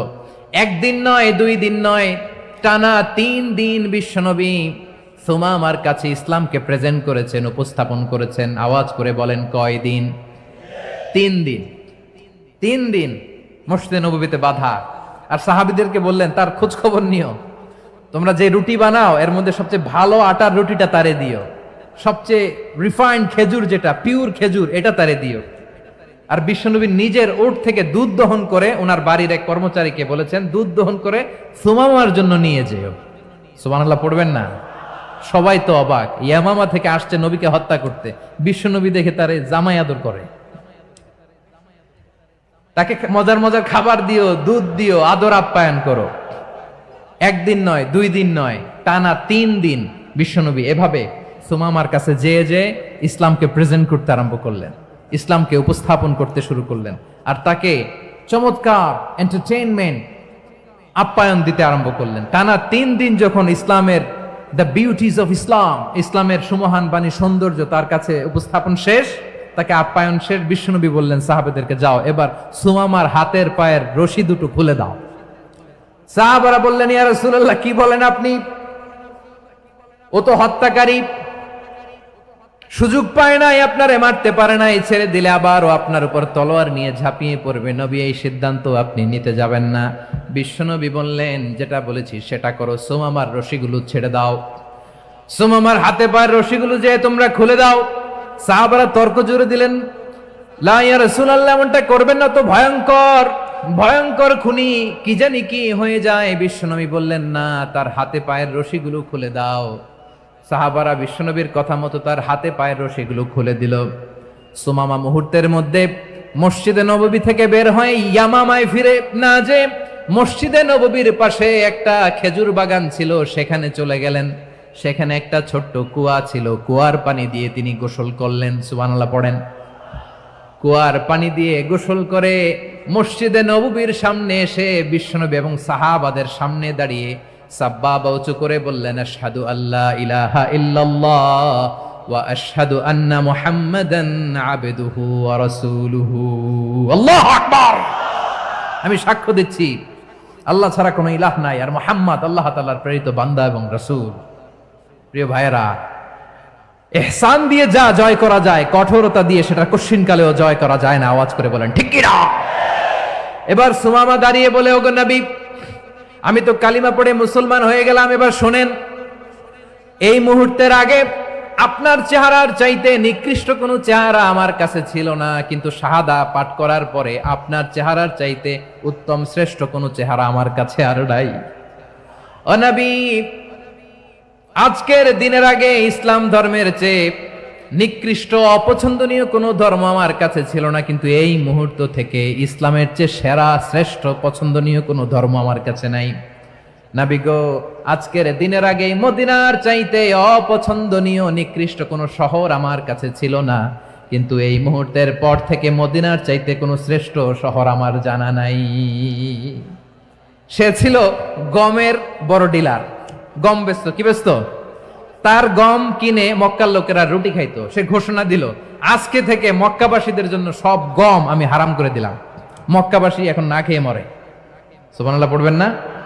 মক্কাবাসী বিশ্বনবীর কাছে আসলেন, এসে বললেন, মুহাম্মদ, আমরা তো তোমার ভাই, তোমার চাচা, তোমার ভাতিজা, তোমার আত্মীয়, তুমি সুমামারে বলো সে যেন আবার গমের সাপ্লাই মক্কার জন্য অনুমতি দিয়ে দেয়। বিশ্বনবীর অনুমতি ক্রমে সুমামা আবার মক্কাতে গম পাঠাতে শুরু করলো। পড়েন সুবহানাল্লাহ। ইহসান, ইহসান দিয়ে আপনি যেটা জয় করতে পারবেন, you can win the heart of your enemies. ইহসান দিয়ে আপনি আপনার শত্রুর হৃদয়কে জয় করতে পারবেন। আওয়াজ করে বলেন ঠিক কি না? এজন্য আল্লাহ বললেন, ওয়া আনফিকু ফি সাবিলিল্লাহি ওয়া লা তুলকু বিআইদিকুম ইলাত তাহলুকা ওয়া আহসিনু ইন্নাল্লাহা ইউহিব্বুল মুহসিনিন। তোমরা আল্লাহর রাস্তায় দান করবে আর নিজেরা নিজেদেরকে ধ্বংসের হাতে ঠেলে দিও না। তোমরা একে অপরের প্রতি ইহসান করবে, কারণ ইহসানকারীদেরকে আল্লাহ বড্ড ভালোবাসেন। সুবহানাল্লাহ পড়েন। আবার সূরা রহমানে আল্লাহ বললেন, হাল জাযাউল ইহসানি ইল্লাল ইহসান ফাবিআইয়ি আলা, সবাই পড়েন, ফাবিআইয়ি আলাই রাব্বিকুমা তুকাযযিবান। ইহসানের প্রতিদান হিসেবে ইহসানি হয়। বিশ্বনবী সুমামার প্রতি যেমন ইহসান করেছেন, সুমামাও ঠিক তেমন ইহসান ফিরিয়ে দিয়েছে। ঠিক কিনা বলেন? তাহলে এক নম্বরে হচ্ছে আদ, ন্যায় বিচার। দুই নম্বরে সবাই বলেন ইহসান, সদাচরণ। ইহসান দুই ধরনের প্রিয় ভাইরা, ইহসান ফিল ইবাদা, ইহসান ফিল মুআমালা। ইহসান ফিল ইবাদা হচ্ছে একাগ্র অনুভবে ইবাদতে ডুব দেওয়া, এর নাম ইবাদতের ইহসান। সুবহানাল্লাহ পড়েন। বিশ্বনবী বলেন, ইহসান মানে কি জানো নাকি? হাদিসে জিবরিলে সাইয়েদনা জিবরিল আলাইহিস সালাম বিশ্বনবীকে বললেন, আখবিরনি আনিল ইহসান। নবী আমাদেরকে বলেন ইহসান মানে কি? বিশ্বনবী বললেন, আনতা আবুদাল্লাহা কাআন্নাকা তারাহু ফাইন লাম তাকুন তারাহু ফাইন্নাহু ইয়ারাক। ইহসান মানে হলো এমন ভাবে তুমি আল্লাহর সামনে নিজেকে উজাড় করে ইবাদত করবে, তুমি ভাববে তুমি আল্লাহকে দেখতে পাচ্ছ। আর এটা যদি ভাবা তোমার জন্য কঠিন হয়ে যায়, অন্তত এতটুকু তুমি ভাববা যে আল্লাহ তোমাকে দেখতে পাচ্ছেন। ঠিক কিনা বলেন? ও আমার বীর চট্টলার ভাইয়েরা, কেউ যেটা দেখে না সেটা দেখে কে? এই বিশ্বাস হৃদয়ের মধ্যে আছে?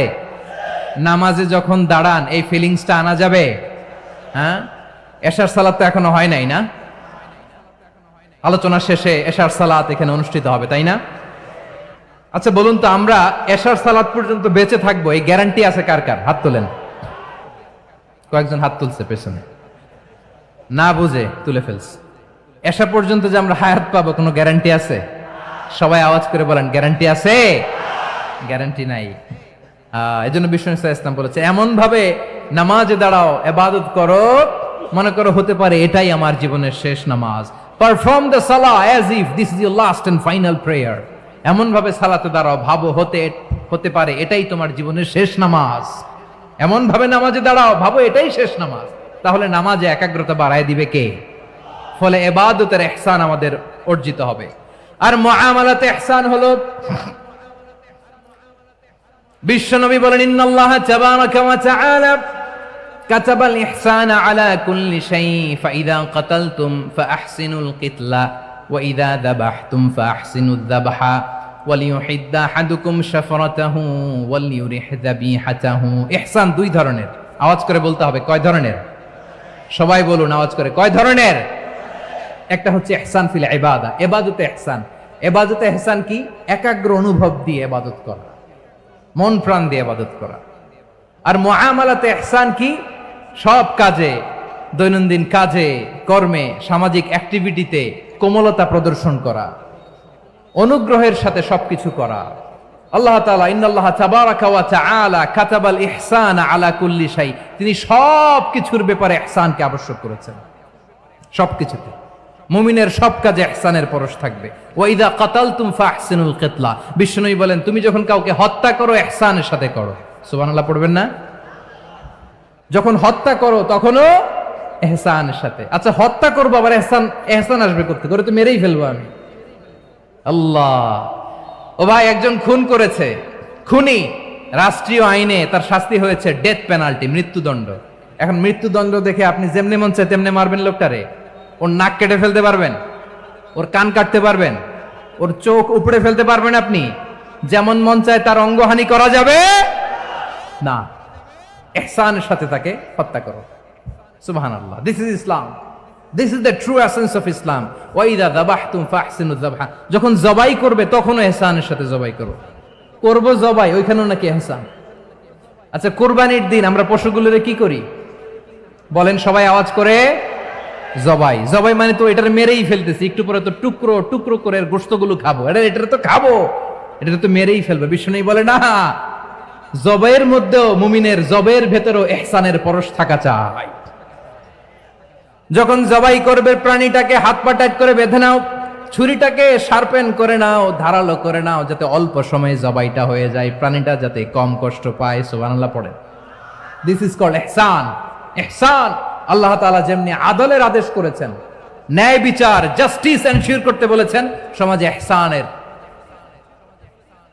ব্যবহার, ইহসানের অনুশীলন তিনি করতে বলেছেন। এজন্য মুমিনের প্রতিটি কাজে, আমার চট্টগ্রামের ভাইয়েরা আমার দিকে তাকান, খেয়াল করে শুনুন, মুমিন জীবনের প্রতিটি কাজে ইহসানের পরশ থাকা চাই।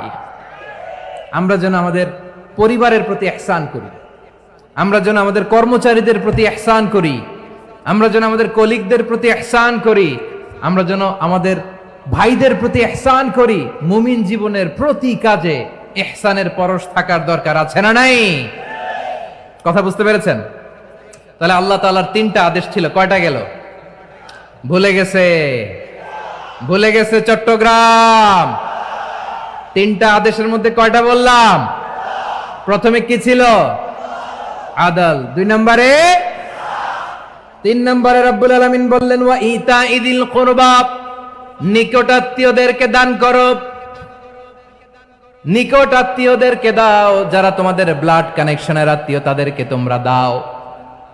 এখানে জেনারেলি বললেন দাও, কি দিব সেটা তিনি এখানে বলেন নাই, সেটা তিনি সূরাতুল ইসরার মধ্যে বলেছেন। আল্লাহ বলেন ওয়া আতিযাল কুরবা হাক্কাহ, নিকট আত্মীয়দেরকে তাদের অধিকার, তাদের প্রাপ্য তোমরা বুঝিয়ে দাও।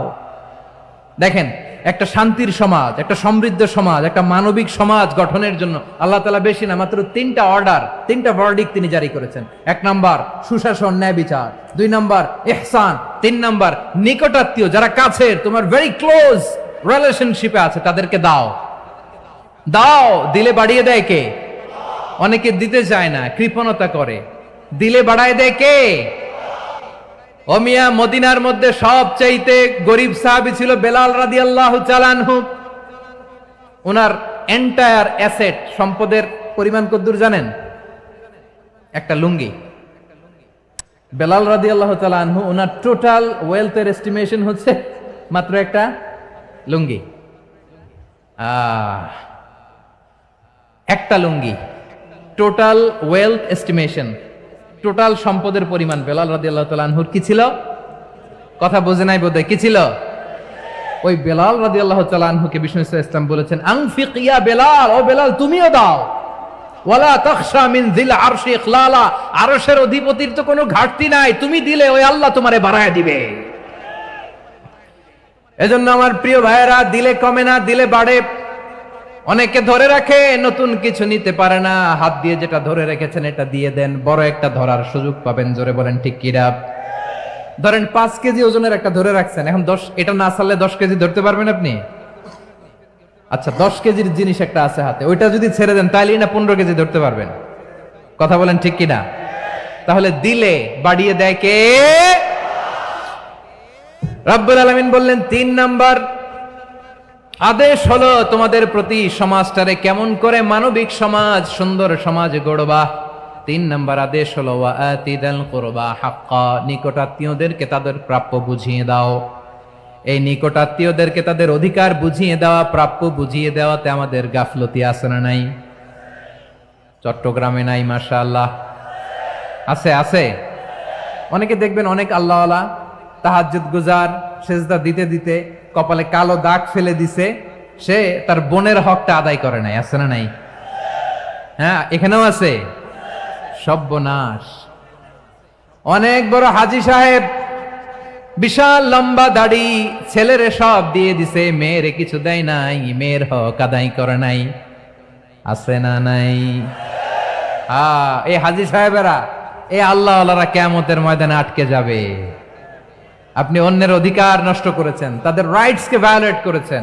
এজন্য আল্লাহ তাআলা বলেন, কারো অধিকার যদি কেউ নষ্ট করে, ওই সমাজটা মানবিক সমাজ কঠিনকালেও হতে পারে না।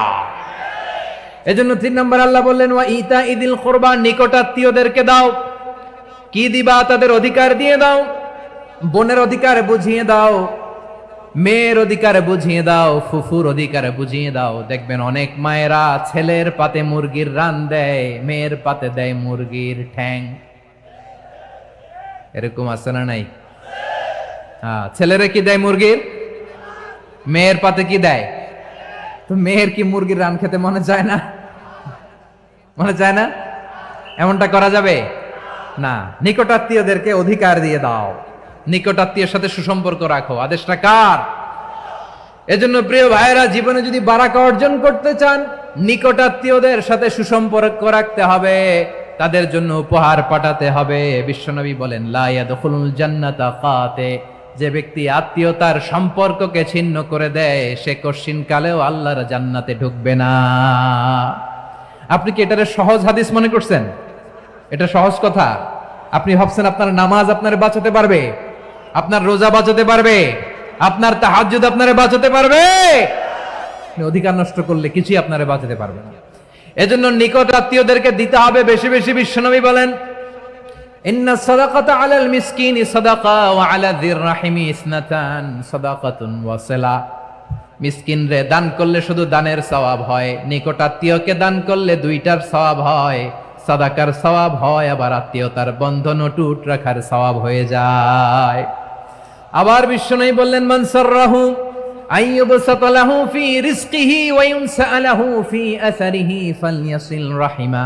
যে ব্যক্তি তার রিজিকের প্রশস্ততা চায় আর হায়াতে বরকত চায়, সে যেন তার আত্মীয়ের সাথে সুসম্পর্ক রাখে। আমার প্রিয় চট্টলার ভাইয়েরা, আমাদের রিজিক বাড়ুক, এটা আমরা চাই কি চাই না? সবাই চান? হ্যাঁ, আমাদের রিজিকে প্রশস্ততা আসুক, চাই কি চাই না? আমাদের হায়াতে বরকত আসুক, আমরা চাই কি চাই না? এই 2টা যদি চান, তাহলে নিকটাত্মীয়দের সাথে সুসম্পর্ক রাখবেন। পারবেন? তাহলে সমাজটারে মানবিক সমাজ বানায় দিবে কে? 3টা আদেশ চলে গেল। কয়টা? আওয়াজ করে বলেন। 1 নম্বরে কি ছিল? 2 নম্বরে, 3 নম্বরে নিকটাত্মীয়দেরকে দান। আপনাদেরকে আরো শোনার আগ্রহ আছে? আপনাদের মনোযোগ আছে না গেছে? কষ্ট হচ্ছে না? মাশাআল্লাহ, মাশাআল্লাহ। তাকবীর পড়ুন, লিল্লাহে তাকবীর। আমার প্রিয় ভাইয়েরা, আল্লাহ তাআলা আল্লাহ তাআলা তিনটা জিনিসের যেমনি আদেশ করেছেন, অনুরূপভাবে তিনটা বিষয় তিনি বারণ করেছেন, নিষেধ করেছেন, ওগুলোর কাছেও যাওয়া যাবে। শুনবেন শুনবেন, রাব্বুল আলামিন বলেন ওয়ায়ানহা আনিল ফাহশাই ওয়াল মুনকারি ওয়াল বাগি। আমি যেমনি তিনটি বিষয়ে আদেশ করলাম, অনুরূপভাবে তিনটি বিষয়ে বারণ করলাম, নিষেধ করলাম। আমার এক নাম্বার নিষেধাজ্ঞা হলো অশ্লীলতার প্রতি। ফাহশা ওয়ায়ানহা আনিল ফাহশা, আল্লাহ তাআলা অশ্লীলতাকে নিষেধ করেছেন। কোন জিনিসকে? সবাই বলুন, কোন জিনিসকে? যত ধরনের, যত টাইপের, যত ক্যাটাগরির অশ্লীলতা হতে পারে সব অশ্লীলতাকে হারাম করেছেন কে? ফাহশা মানে কি? কথায়, কাজে, আচরণে, কমেন্ট, ফেসবুকের কমেন্টসে যত ধরনের নোংরামো আছে, যত ধরনের অশ্লীলতা আছে, এটাকে আরবিতে বলে ফাহশা। এটাকে কি বলে? রাব্বুল আলামিন বলেন কুল ইন্নামা حرم ربي الفواحش ما ظهر منها وما بطن। ও নবী, আপনি বলে দেন আমার রব প্রকাশ্য অপ্রকাশ্য, স্পষ্ট কিংবা অস্পষ্ট, দৃশ্যমান কিংবা অদৃশ্যমান সব অশ্লীলতাকে হারাম করেছেন। সব ধরনের অশ্লীলতা হারাম, সব ধরনের।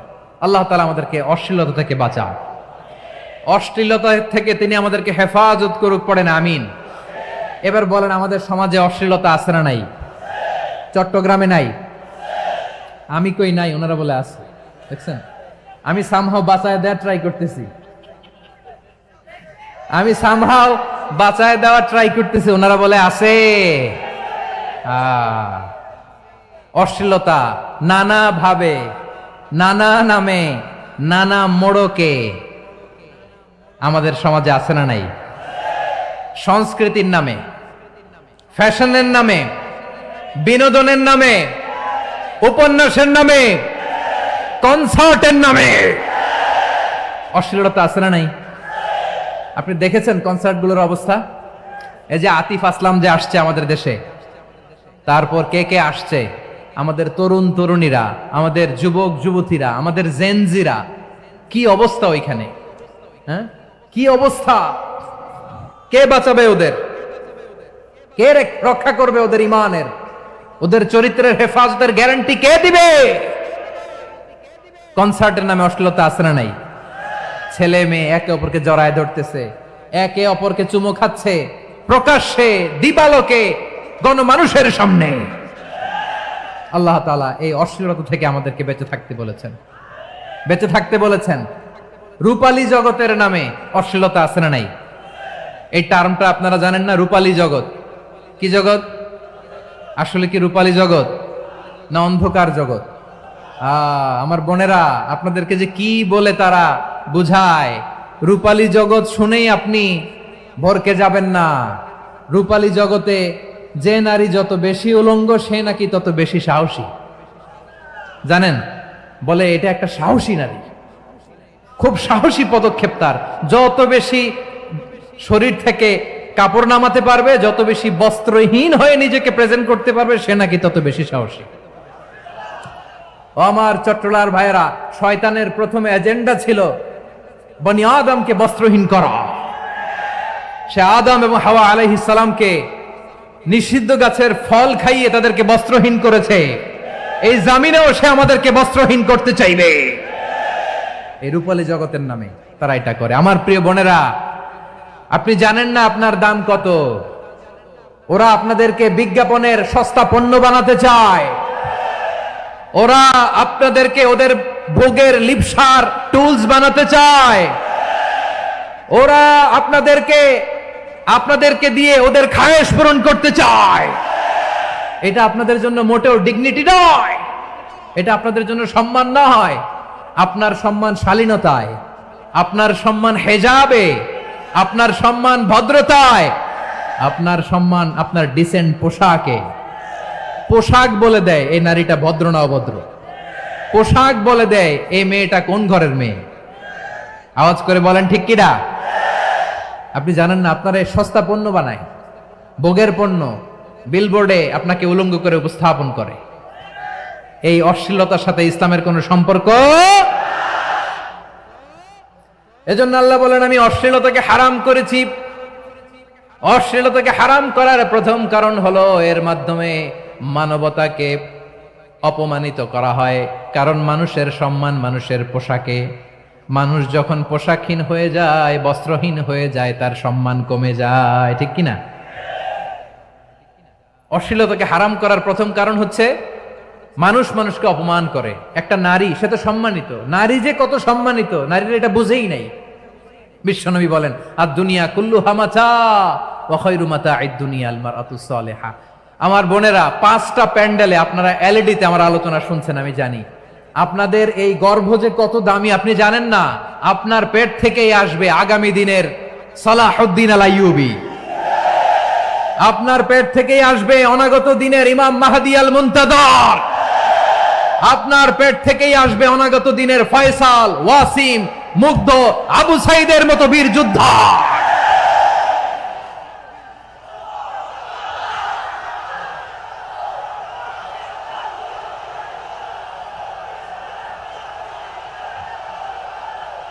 আমার প্রিয় বোনেরা, আমার প্রিয় বোনেরা, বিশ্বনবীর কথার ওজন খেয়াল করেন। আর দুনিয়া কুল্লুহা মাতা ওয়া খায়রু মাতা'আদ দুনিয়া আল মারআতুস সালিহা। দুনিয়ার সবকিছুই অ্যাসেট, এর মধ্যে সবচেয়ে দামি অ্যাসেট নেককার নারী। আপনার গর্ভ যে কত দামি আপনি জানেন না। নিজের সময়টাকে কাজে লাগান, কোরআন পড়েন, সুন্নাহ পড়েন। আপনার অনেক দায়িত্ব ঘরে। You are the MD of your family. একটা family it's a very big institution. পরিবার একটা অনেক বড় প্রতিষ্ঠান। And you are the MD of your institution. আপনি এই পরিবারের MD, managing director of your family. এখানে আপনার কত দায়িত্ব। আপনি ছেলে মেয়েদেরকে তারবিয়া করবেন। আপনি আপনার স্বামীর জন্য ঘরটারে জান্নাতের নীর বানাবেন। আপনার জন্য জান্নাতের ডুপ্লেক্স বাড়ি ওইখানে তৈরি করে রাখবে কে? আপনি যে কত দামি আপনি জানেন না। নারীদেরকে আল্লাহ বানিয়েছেন উচ্চতর করে, নিম্নতর নয়। নারীদেরকে ছোট্ট জিনিস দিলে এটারে বড় করে দেয়। নারীদেরকে ভ্রূণ দিলে, শুক্রাণু দিলে নারী এটারে বাচ্চা হিসেবে উপহার দেয়, ঠিক কিনা? বিয়ের মাধ্যমে স্বামী যখন তার শুক্রাণু তার স্ত্রীকে উপহার দেয়, স্ত্রী রিটার্নে কি উপহার দেয়?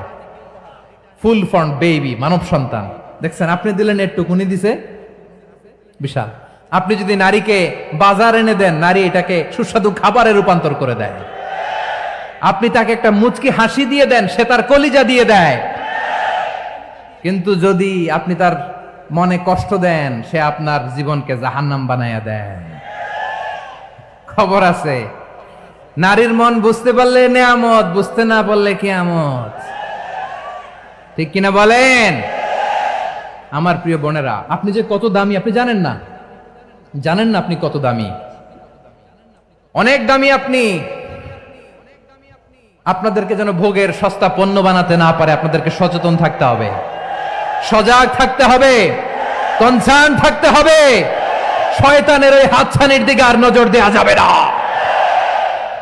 তাহলে কেন আল্লাহ তাআলা এই ফাহশা, অশ্লীলতাকে হারাম করলেন? 1 নাম্বার, এতে হিউম্যান ডিগনিটি কমে।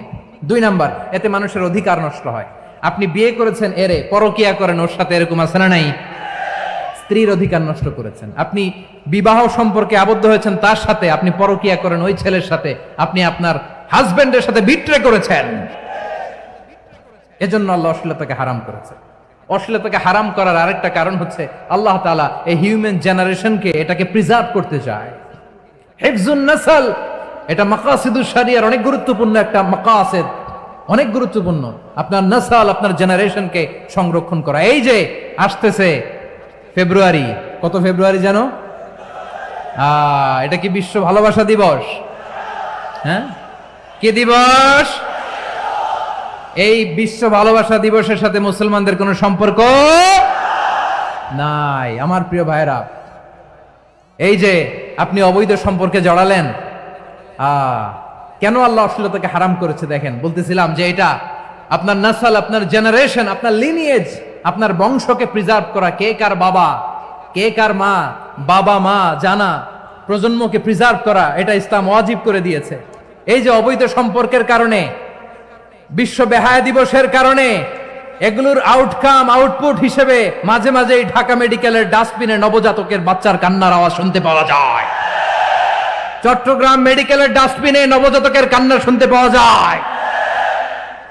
বীর চট্টলার মুসলমানেরা বুঝতে পারলে আওয়াজ করে বলেন, এই যে চট্টগ্রাম মেডিকেলে যে নবজাতকটা পাওয়া গেল, ওর বাবাকে আমাকে বলেন। ওর বাবাকে, ওর মাকে, ও কোন ফ্যামিলির সন্তান কেউ জানে? আপনি হিউম্যান ডিগনিটিকে অপমান করেছেন না? আপনি তার ভবিষ্যৎকে অন্ধকার করেছেন না? আপনি তার লিনিয়েজকে প্রশ্নবিদ্ধ করে দিয়েছেন না? এই জন্য আল্লাহ তাআলা অশ্লীলতাকে আমাদের জন্য হারাম করে দিয়েছেন। পড়েন সুবহানাল্লাহ। এই জন্য রাব্বুল আলামিন বলেন, কুল ইন্নামা حرم ربي الفواحش ما ظهر منها وما بطن। প্রকাশ্য অপ্রকাশ্য সব অশ্লীলতাকে হারাম ঘোষণা করে দিয়েছে কে? আবার দুনিয়ার বুকে যারা অশ্লীলতার প্রসার করে তাদের জন্য শাস্তি মজুদ রেখেছে কে? রব্বুল আলামিন বলেন, ইন্নাল্লাযীনা ইউহিব্বুনা আন তাশিআল ফাহিশাতু ফিল্লাযীনা আমানু লাহুম আযাবুন আলীমুন ফিদ দুনিয়া ওয়াল আখিরাতি ওয়াল্লাহু ইয়ালামু ওয়া আনতুম লা তা'লামুন। নিশ্চয়ই যারা বিশ্বাসীদের মাঝে অশ্লীলতার প্রচার প্রসার করতে চায় তাদের জন্য আমি মর্মন্তুদ শাস্তি প্রস্তুত করে রেখেছি, দুনিয়াতেও রেখেছি, আখিরাতেও রেখেছি। ঘোষণাটা কার? যারাই নাটকের নামে, সিনেমার নামে, রূপালী জগতের নামে, মুভির নামে, ওটিটি প্ল্যাটফর্মের নামে আমার সমাজে অশ্লীলতা ছড়াতে চায় তাদের জন্য কঠিন মর্মন্তুদ শাস্তি মজুদ রেখে দিয়েছে কে? ও আমার বোনেরা, এখনো আপনি জাগবেন না? এখনো আপনার চিন্তার দুয়ারে এখনো নাড়া পড়ে নাই? ওরা আপনাকে উলঙ্গ বানাতে চায়, ওরা আপনাকে আইটেম গার্ল বানাতে চায়। এজন্য ইসলাম অশ্লীলতাকে হারাম করেছে। হারাম। ইসলাম বলেছে যোজন যোজন দূরে থাকো, ওরা বলে না কাছে আসো, কাছে আসার গল্প, ক্লোজ আপ ওয়ান, কাছে আসার গল্প আছে না নাই? চট্টগ্রামে তো এগুলো নাই মাশাআল্লাহ। হ্যাঁ, এখানেও আছে ক্লোজ আপ ওয়ান, কাছে আসার গল্প। আল্লাহ বলেন ওয়ালা তাকরাবুজ জিনা, কাছেও এসো না, জিনা থেকে যোজন যোজন কিলো দূরে থাকো, ওরা বলে কাছে আসার গল্প। আমার বীর চট্টলার ভাইয়েরা, কাছে আসতে হলে আমরা কোরআনের কাছে আসব, কাছে আসতে হলে নবীর কাছে আসব, কাছে আসার গল্প হবে আমার রবের কাছে আসার গল্প। চিল্লায় বলো ঠিক কিনা?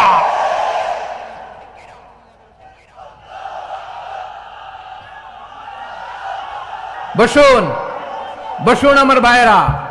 তাহলে অশ্লীলতার সাথে আমাদের কোনো সম্পর্ক? সবাই বলতে পারেননি, আওয়াজ করে বলুন, অশ্লীলতার সাথে আমাদের কোনো সম্পর্ক? আমরা এই সমস্ত ক্লোজ আপ ওয়ান, কাছে আসার গল্পের প্রোগ্রামে যাব? আমরা কোন ধরনের অশ্লীল কন্টেন্ট সোশ্যাল মিডিয়ায়, টিভিতে দেখব? কি যুগ যে আমরা কাটাচ্ছি আপনি কল্পনা করতে পারবেন না। পর্ন ইন্ডাস্ট্রি, নারী পুরুষের বস্ত্রহীন যুগল দৃশ্য, এটাকে দিয়ে ওরা কোটি ডলারের ইন্ডাস্ট্রি বানিয়েছে। পুরো মানব ইতিহাসে এরকম জঘন্য সময় মানব ইতিহাস পার করে নাই। পর্ন এটা ইন্ডাস্ট্রি হয়ে গেছে। আমাদের এই যুবকগুলো, জেনজিগুলো, ওদের চরিত্র বাঁচাবে কি করে? কেমন করে হেফাজত করবে ওদের এই মূল্যবান চরিত্র? রাব্বুল আলামিন বলেন ওয়ায়ানহা আনিল ফাহশাই ওয়াল মুনকারি ওয়াল বাগি। তিনটা জিনিসকে আমি নিষিদ্ধ করলাম। এক নাম্বার হলো ফাহশা, অশ্লীলতা। দুই নম্বরে হলো মুনকারের সমস্ত মন্দ কাজ। আপনাদের মনোযোগ আছে না? শেষ করে দিব? আর 2-1 মিনিট শুনবেন? আচ্ছা বলি তাহলে, আর 2-1 মিনিট। তাহলে নিষেধাজ্ঞা জারি করেছেন তিনটা জিনিসের উপর। এক নাম্বার কি? ফাহশা, অশ্লীলতা। দুই নাম্বার মুনকার। মুনকার মানে হচ্ছে যত মন্দ কাজ, খারাপ কাজ, বাজে কাজ, এটার বলে মুনকার। এটার কি বলে? আপনারা পড়ছেন না, তা'মুরুনা বিল মা'রুফি ওয়া তানহাউনা আনিল মুনকার। ভালো কাজের আদেশ, সৎ কাজের আদেশ, অসৎ কাজের নিষেধ। মুনকার, মুনকার হচ্ছে মানুষের স্বাভাবিক বিবেকবোধ যেটাকে খারাপ বলে, ওইটাই মুনকার। পৃথিবীর সব আসমানি গ্রন্থ যেটাকে খারাপ বলেছে, মানুষের স্বাভাবিক বিবেকবোধ যেটাকে খারাপ বলেছে, এগুলো সব মুনকার। যেমন ইফটিজিং, এটা কি ভালো না খারাপ?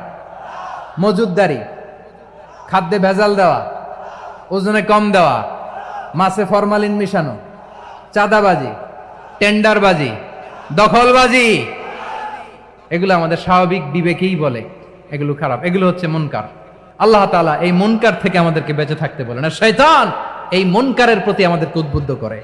আল্লাহ তাআলা বললেন, ইয়া আইয়ুহাল্লাযীনা আমানু লা তাত্তাবিউ খুতুওয়াতিশ শাইতান ফাইন ওয়া মান ইয়াত্তাবি' খুতুওয়াতিশ শাইতানি ফাইন্নাহু ইয়া'মুরু বিল ফাহশাই ওয়াল মুনকার।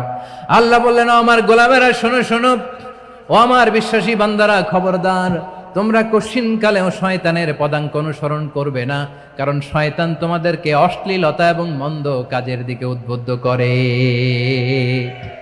আমাদের কাজ হচ্ছে শয়তান আমাদেরকে যেদিকে নিতে চায় আমরা তার উল্টা দিকে যাব, ঠিক কিনা বলে? শয়তান এই মন্দ কাজকে আমাদের কাছে বিউটিফাই করে চাকচিক্যময় করে আমাদের সামনে উপস্থাপন করে। এজন্য আল্লাহ বলেন মুনকারকে থামাতে হবে, মুনকার প্রতিরোধ করতে হবে। মুনকার প্রতিরোধের দায়িত্ব শুধু আমাদের নাকি?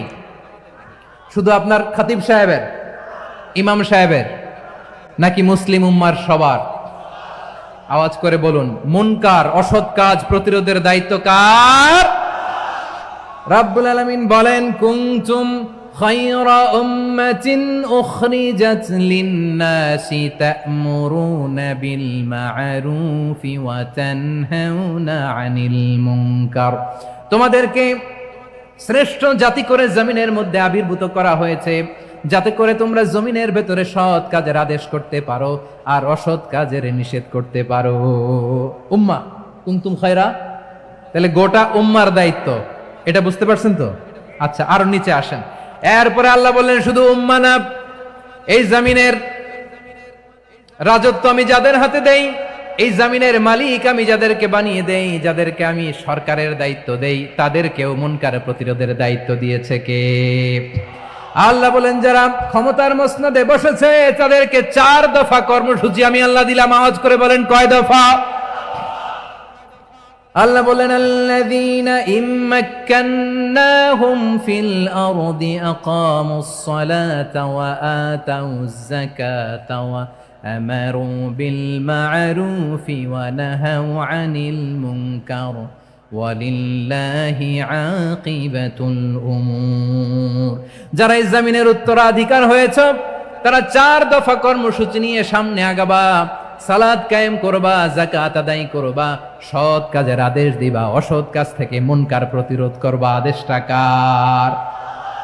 আমার প্রিয় চট্টলার ভাইরা, পুরো উম্মার দায়িত্ব মুনকার প্রতিরোধ করা, সরকার প্রধানের দায়িত্ব মুনকার প্রতিরোধ করা। এরপর আল্লাহ বলেন, প্রতিটা ফ্যামিলির যিনি প্রধান সিইও বাবা, প্রত্যেক বাবারও দায়িত্ব এই মুনকার প্রতিরোধ করা। আওয়াজ করে বলেন ঠিক কিনা? যেমনটি সাইয়েদনা লুকমান আলাইহিস সালাম ওনার কলিজার টুকরা সন্তানকে আদেশ করেছেন, ইয়া বুনাইয়া আকিমিস সালাতা ওয়া'মুর বিল মা'রুফি ওয়ানহা আনিল মুনকার। পড়েন সুবহানাল্লাহ। বাবা ছেলেকে সবক দিচ্ছে। কে সবক দিচ্ছে? কাকে? লুকমান আলাইহিস সালাম ছেলেকে বলতেছে, ওরে আমার কলিজার টুকরা সন্তান, ওরে আমার বাছা, নামাজ কায়েম করবা, সৎ কাজের আদেশ দিবা, আর মুনকার প্রতিরোধ করবা, অসৎ কাজ, সমাজ থেকে খারাপ কাজকে ঝেঁটে বিদায় করে দিবা। তাহলে দেখেন, আমি স্টেপ বাই স্টেপ নামলাম। পুরা উম্মার দায়িত্ব, জমিনের উত্তরাধিকারী আল্লাহ যাদেরকে বানিয়েছেন সরকার, তাদের দায়িত্ব, প্রতিটি ফ্যামিলির প্রধানের দায়িত্ব। এরপরে বিশ্বনবী বলেন, সচেতন প্রতিটি মুসলিমের দায়িত্ব সমাজ থেকে মুনকারকে উৎখাত করা। বিশ্বনবী বলেছেন, মান রাআ মিনকুম মুনকারান ফালিয়ুগাইয়িরহু বিয়াদিহি فإن لم يستطع فبلسانه وإن لم يستطع فبقلبه وذلك أضعف الإيمان। সমাজে যে মুনকার দেখবে, খারাপ কাজ দেখবে, সেজন্য হাত দিয়ে সেটাকে থামায়। কি দিয়ে? আপনাদের তো হাত নাই না? হাত আছে, হাত আছে। ওরা যেই হাত দিয়ে অন্যায় করে ওইটা প্রতিরোধের জন্য আমাদেরও হাত আছে না নাই? থামাতে হবে, থামাতে হবে।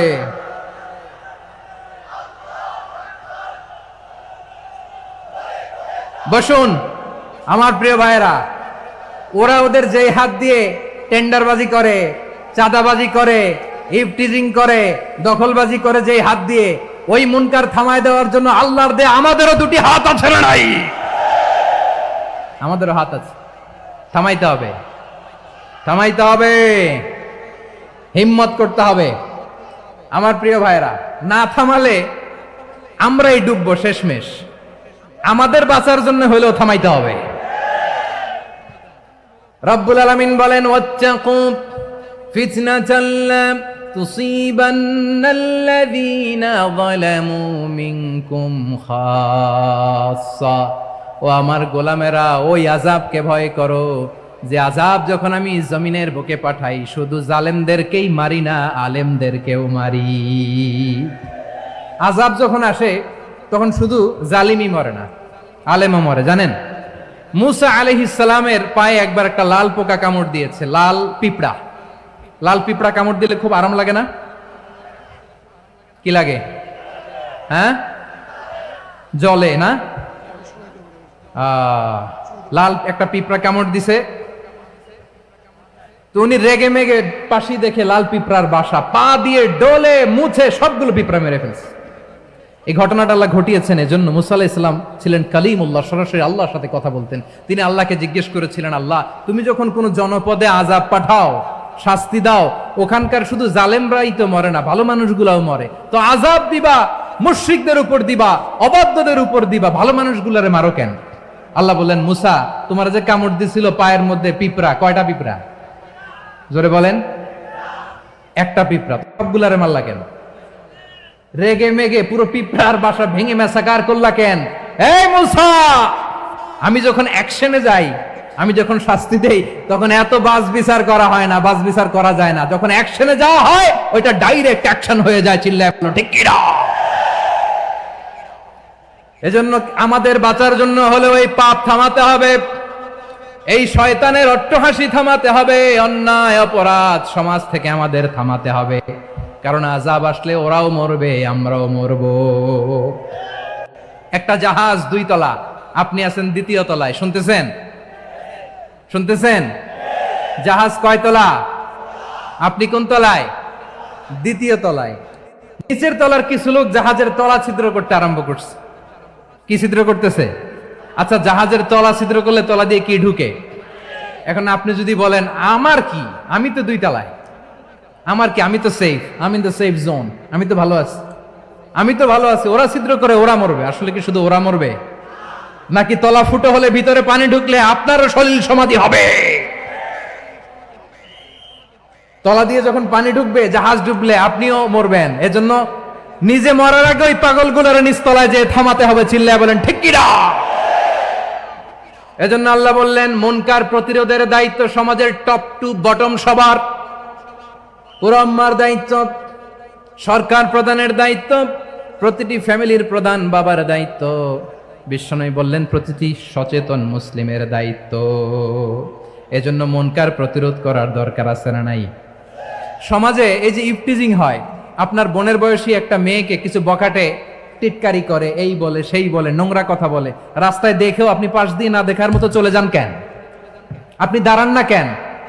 আপনি দাঁড়ালেই তো থেমে যাবে, কারণ সত্যের যে শক্তি তার সামনে মিথ্যা মুখ থুবড়ে পড়ে। আপনার সামনে ও কিছুই না, নাথিং। আপনি দাঁড়ান, ওকে প্রশ্ন করেন যে আমার বোনকে তুমি ডিস্টার্ব করো কেন?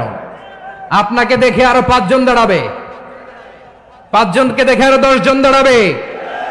আমাদের নীরবতা আর আমাদের নিশ্চুপ থাকাই জালিমদেরকে আরো শক্তিশালী জালিম বানিয়েছে। এজন্য মুনকার প্রতিরোধের দায়িত্ব আমাদের সবার। টেন্ডারবাজি, চাঁদাবাজি, দুর্নীতি, অপরাধ, দখলদারিত্ব, মজুদদারি, এগুলো সব কিছু একসাথে প্রতিরোধ করতে হবে। ঠিক কিনা বলেন? একটা মানবিক সমাজ যদি চাই, প্রতিরোধ করতে হবে। প্রিয় ভাইয়েরা, আল্লাহর শপথ নিয়ে বলি, এই নাসিহাতগুলো সবার জন্য, সব দলের জন্য, সব মতের মানুষের জন্য। আমরা কোনো দলের প্রতি মানুষকে ডাকি না, আমরা ডাকি ইসলামের দিকে। সব দলের, সব মতের, সব মানুষদেরকে আমরা আহ্বান জানাই, আসুন আমরা একটা সুন্দর সমাজ বিনির্মাণ করি। এই যে নতুন বাংলাদেশের এক সুযোগ এসেছে, আর জীবনে হয়তো আসবে না, সামনের 100 বছরে এই সময় আসবে না। আসুন দেশটাকে আমরা সাজাই, আসুন আমরা দুর্নীতি বন্ধ করি, আসুন আমরা চাঁদাবাজি বন্ধ করি, আসুন আমরা দখলদারিত্ব বন্ধ করি, আসুন আমরা এক দল আরেক দলকে নিশ্চিহ্ন করার যে রাজনীতি, এটা বন্ধ করি। সব দলের প্রতি আমার আহ্বান। আমি কিছুদিন আগে একটা নিউজ দেখলাম, ওই যে লন্ডনে বসে জনাব তারেক রহমান সাহেবকে আমি ধন্যবাদ দিতে চাই। উনি সংবাদ শোনা মাত্রই ওনার দলের অনেক চাঁদাবাজকে উনি বহিষ্কার করেছে। I do appreciate. প্রতিটি দলের এরকম ইনিশিয়েটিভ নেওয়ার দরকার আছে না নাই? যে কোনো দলে এই প্র্যাকটিসটা থাকার দরকার আছে না নাই? চাঁদাবাজদের সাথে আপনারা নিজেদেরকে মুক্ত ঘোষণা করবেন যে এরা আমার দলের কর্মী হতে পারে না। আমরা চাঁদাবাজ মুক্ত বাংলাদেশ চাই, জুলুম মুক্ত বাংলাদেশ চাই, ফ্যাসিজম মুক্ত বাংলাদেশ চাই, গুণ খুন খারাপি মুক্ত বাংলাদেশ চাই। আমরা নতুন ভোরের বাংলাদেশ চাই। ওই বাংলাদেশ পাওয়ার জন্য মুনকার প্রতিরোধে, অন্যায় প্রতিরোধে যদি বাঘের বাচ্চার মতো, আবু সাইদের মতো দুই হাত উঁচু করে বুককে টান টান করে প্রসারিত করে দাঁড়াতে হয়, রাজি আছে মুসলমান? কারা কারা রাজি? আল্লাহকে হাত দেখিয়ে প্রতিজ্ঞা করো।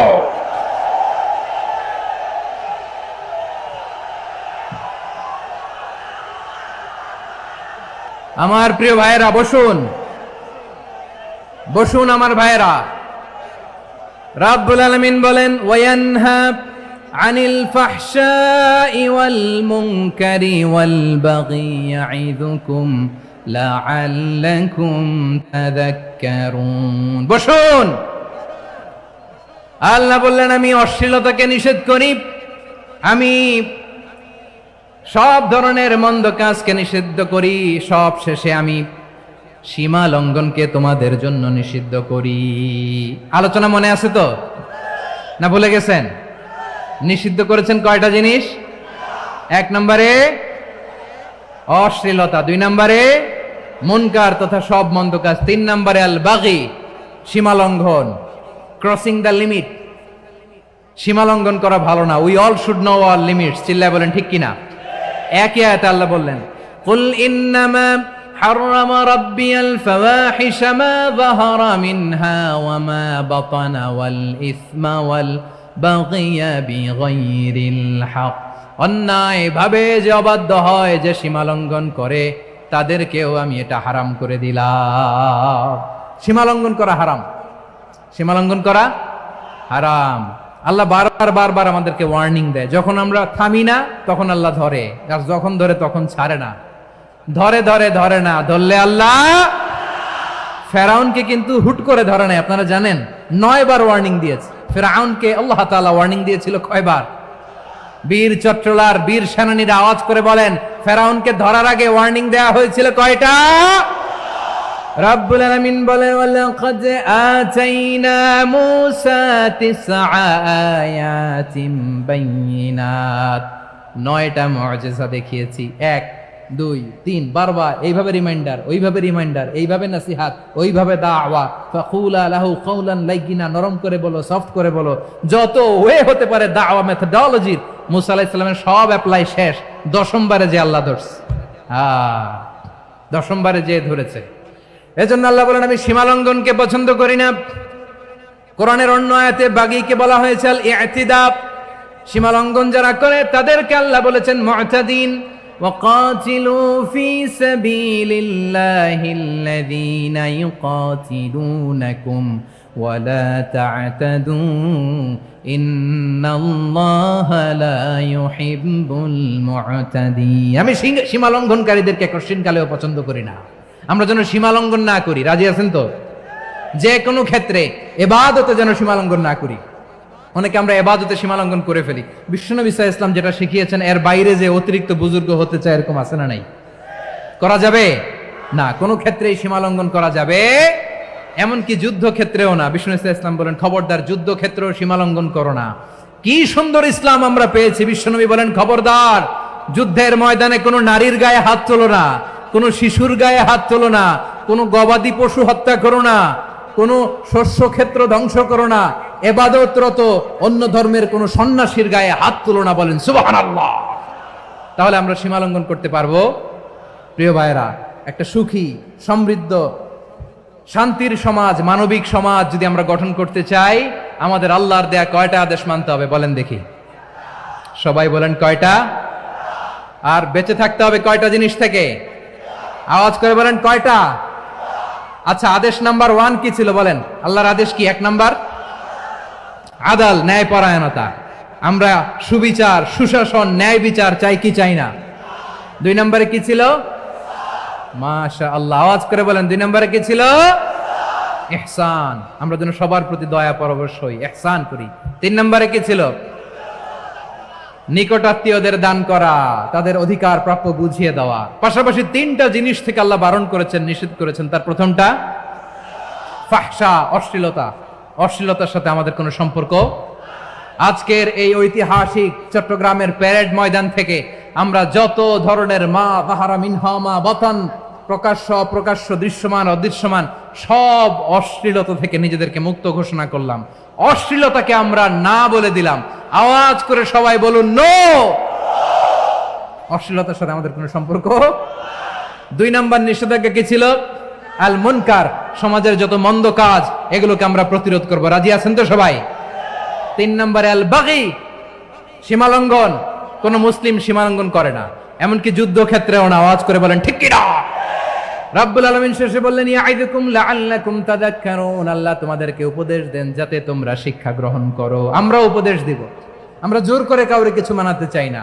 লা ইকরাহা ফিদ্দিন ওয়া যাক্কির ফাইন্না যিকরা তানফাউল মুমিনিন। উপদেশ দিলে এটা মুমিনদের কাজে দেয়।